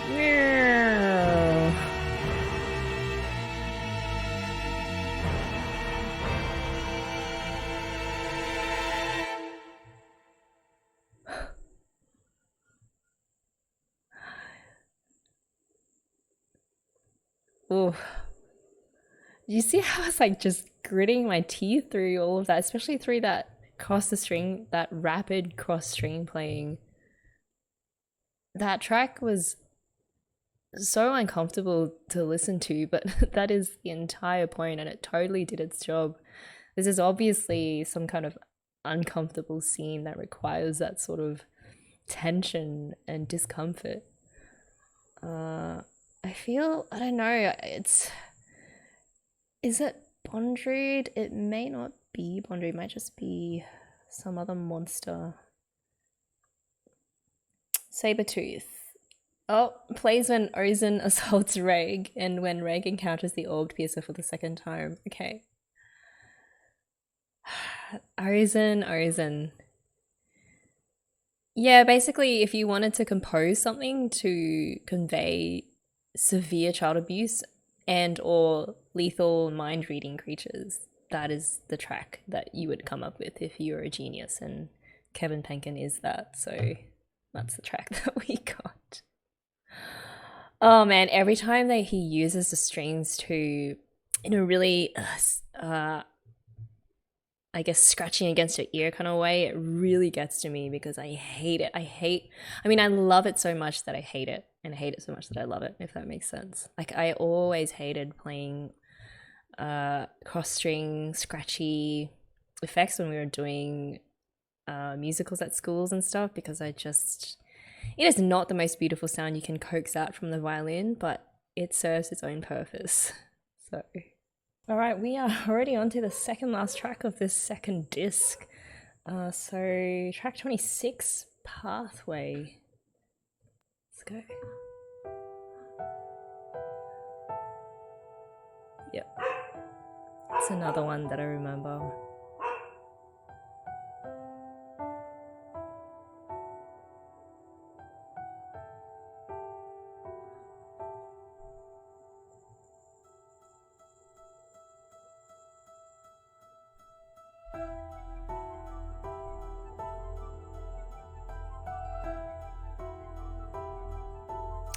Oh, it's interesting. That minor scale that keeps repeating itself. And that higher synth. That.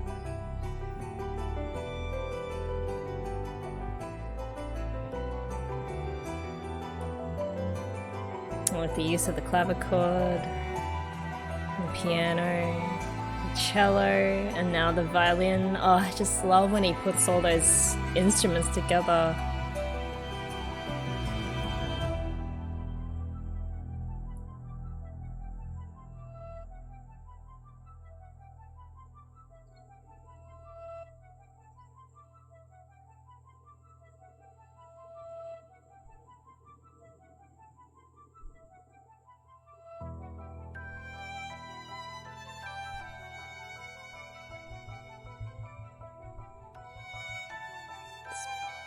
Beautiful and very sad violin.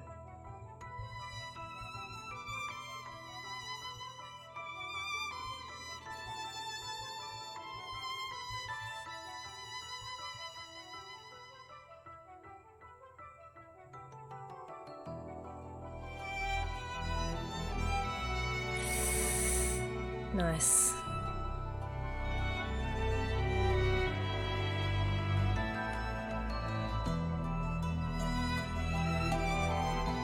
It's nice how the cello and the violin are playing the same melody, just octaves apart. I don't know, it just sort of reinforces that sadness of the melodic line.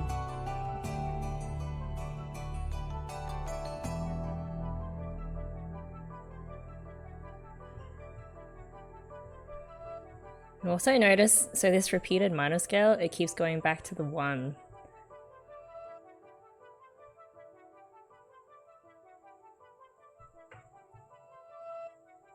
It's literally just the minor scale going from the tonic to the tonic.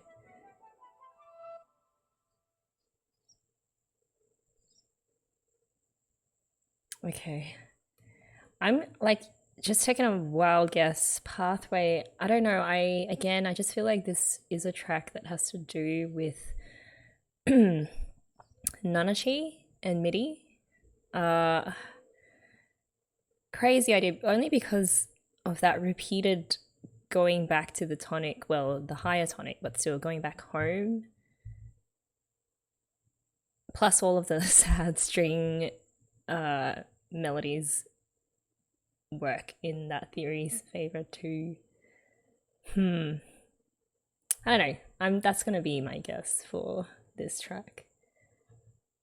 Anything that always goes home, or is remembering home, or thinking about home, is always MIDI and Nanachi. Okay, so let's see. Pathway. Plays when Harbo hugs Rico and Reg for the last time. Okay. While Reg cries over dying Rico, and when Reg incinerates MIDI. Oh my god.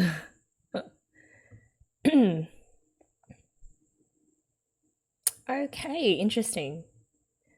I guess when Harbo hugs Rico and Reg for the last time, I guess he's kind of thinking that he'll never see them again.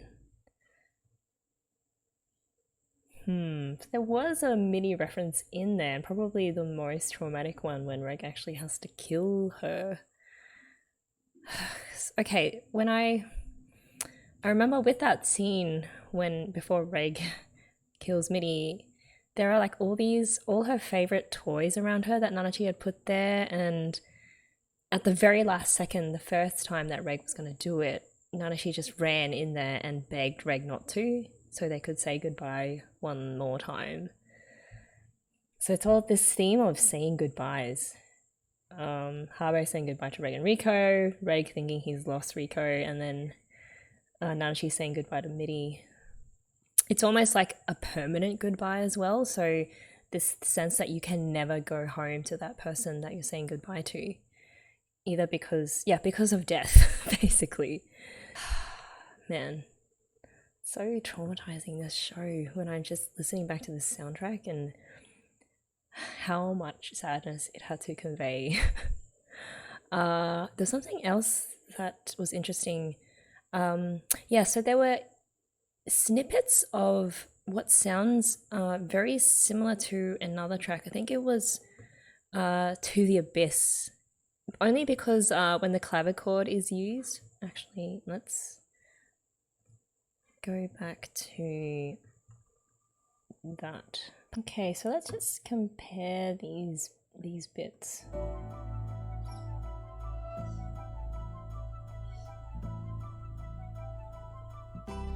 Yep, this part.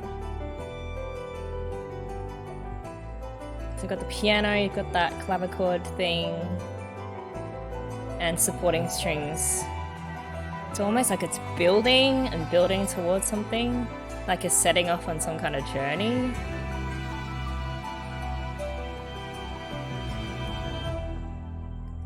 And then compare that to the Abyss, which is a more positive sounding track, but similar assembly of instruments, and also this feeling that you are stepping out into the abyss or onto this new journey. Just wait for it.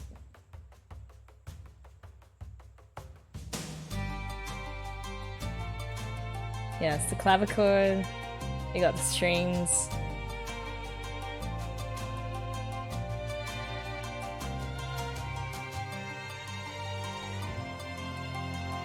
And then the rising and the pitch.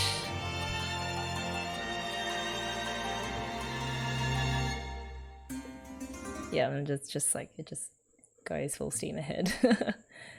So I guess, I don't know, it just kind of reminds me that with the second last track with Pathway, yes, it is very sad in parts, or in most parts, but it's not entirely sad. There's almost a sense that,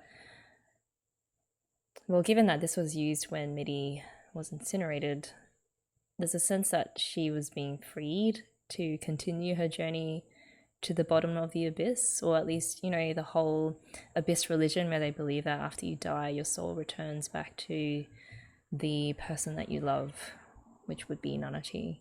So always just a mix of sweetness and sadness in these sorts of tracks, which I really appreciate. Alright guys, we are on our last track for this reaction. Oh, by the way, I keep saying clavichord whenever we hear that instrument, you know, that sort of tinny clavichord sounding instrument, but I'm not entirely confident that it is. So if anyone actually knows what that instrument is, please let me know. But anyway, let's move on to track 27, Tomorrow. It's quite a long one, and I wonder if this is because it's got quite a lot of plays as well, so I wonder if it's one of those Abyss speak tracks. But yeah, let's go.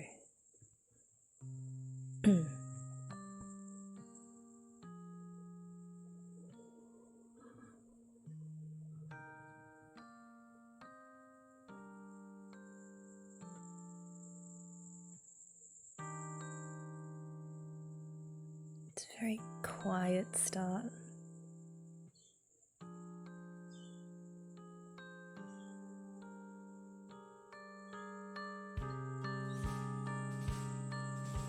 Oh, it's an interesting open snare.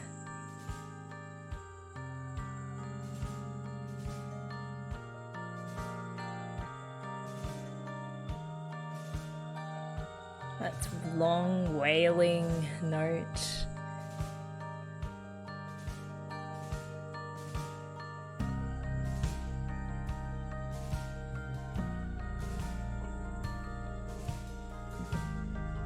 Kind of has hints of Underground River in this.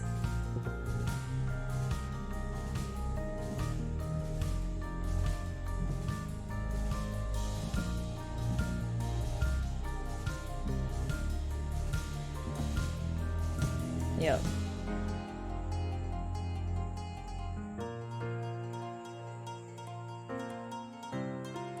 Yes, does anyone know what that instrument is?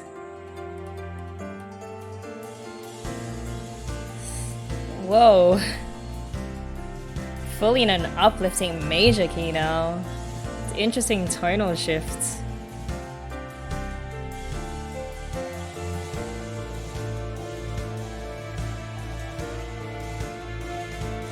Minor.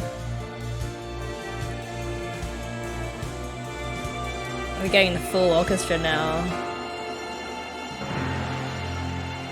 Oh, that powerful, like, timpani.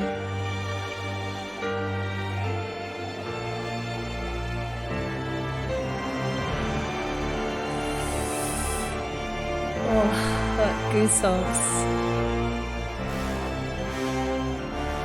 So strong, that brass.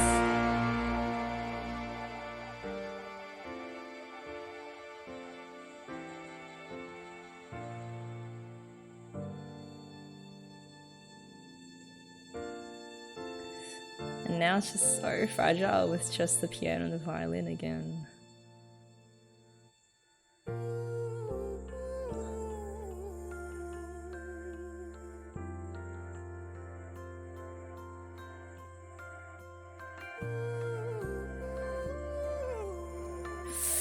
Oh, his voice is just so tender.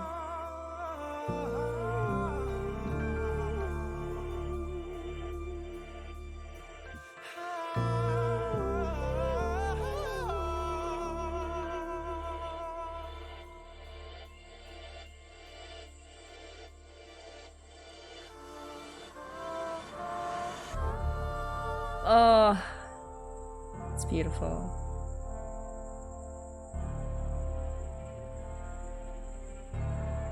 There's church bells again.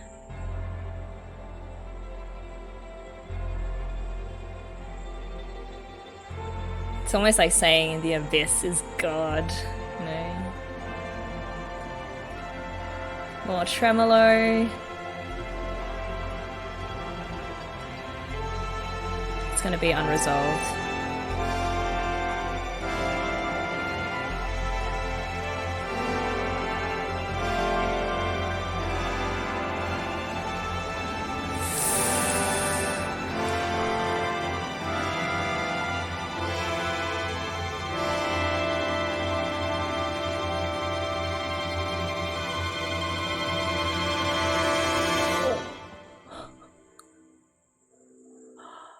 Holy shit.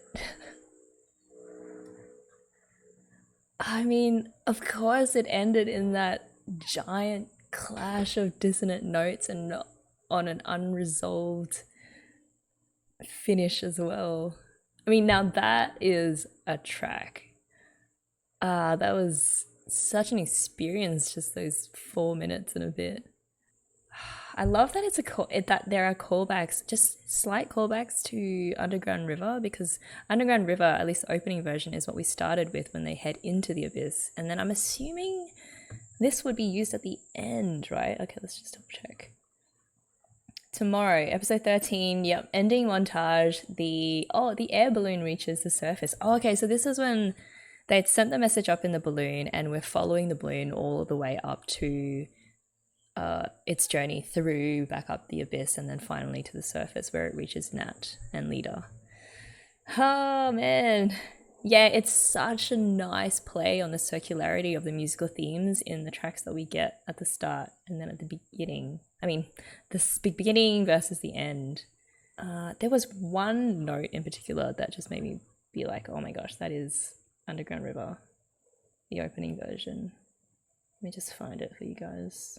Okay, let's do like a final compare and contrast. I think it's around the 1 minute mark. Just notice the bass line.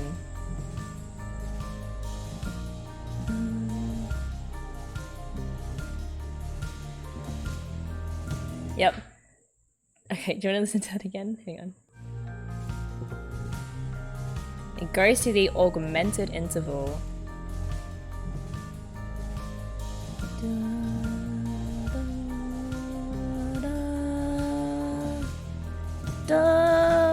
Okay, it's basically the interval it makes is exactly the same as in Underground River, the opening version. Around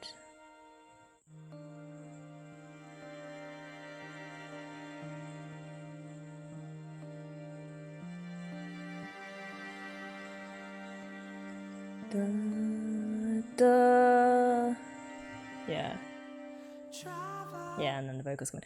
So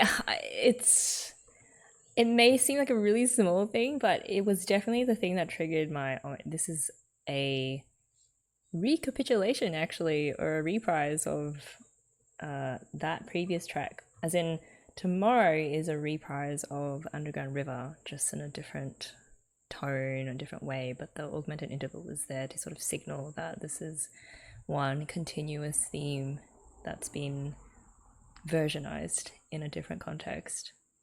And it's just ties such a really neat bow around the end of season 1.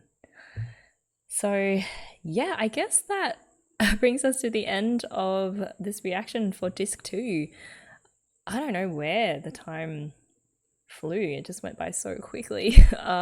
Even though some of those tracks in there were super uncomfortable and I was just gritting my teeth and my brain was shaking in its skull. I hope you guys enjoyed that session. It's always fun listening through music, and it's just such a different experience from watching anime and reacting to it. I actually find listening to tracks and then trying to explain how they're making me feel quite an order of magnitude more difficult than reacting to what I'm seeing on screen. Yeah, I don't know if you guys feel the same, but as always, let me know your thoughts down below. If you have any favorite tracks that stuck out for you, let me know why. And we will be sometime, I guess, because I'm starting a couple of new series in the next 2 weeks, the second Made in Abyss soundtrack may need to be put in the back burner for a while, but we will get to it someday. And in the meantime, I hope to see you guys around. Enjoy the rest of your day and take care.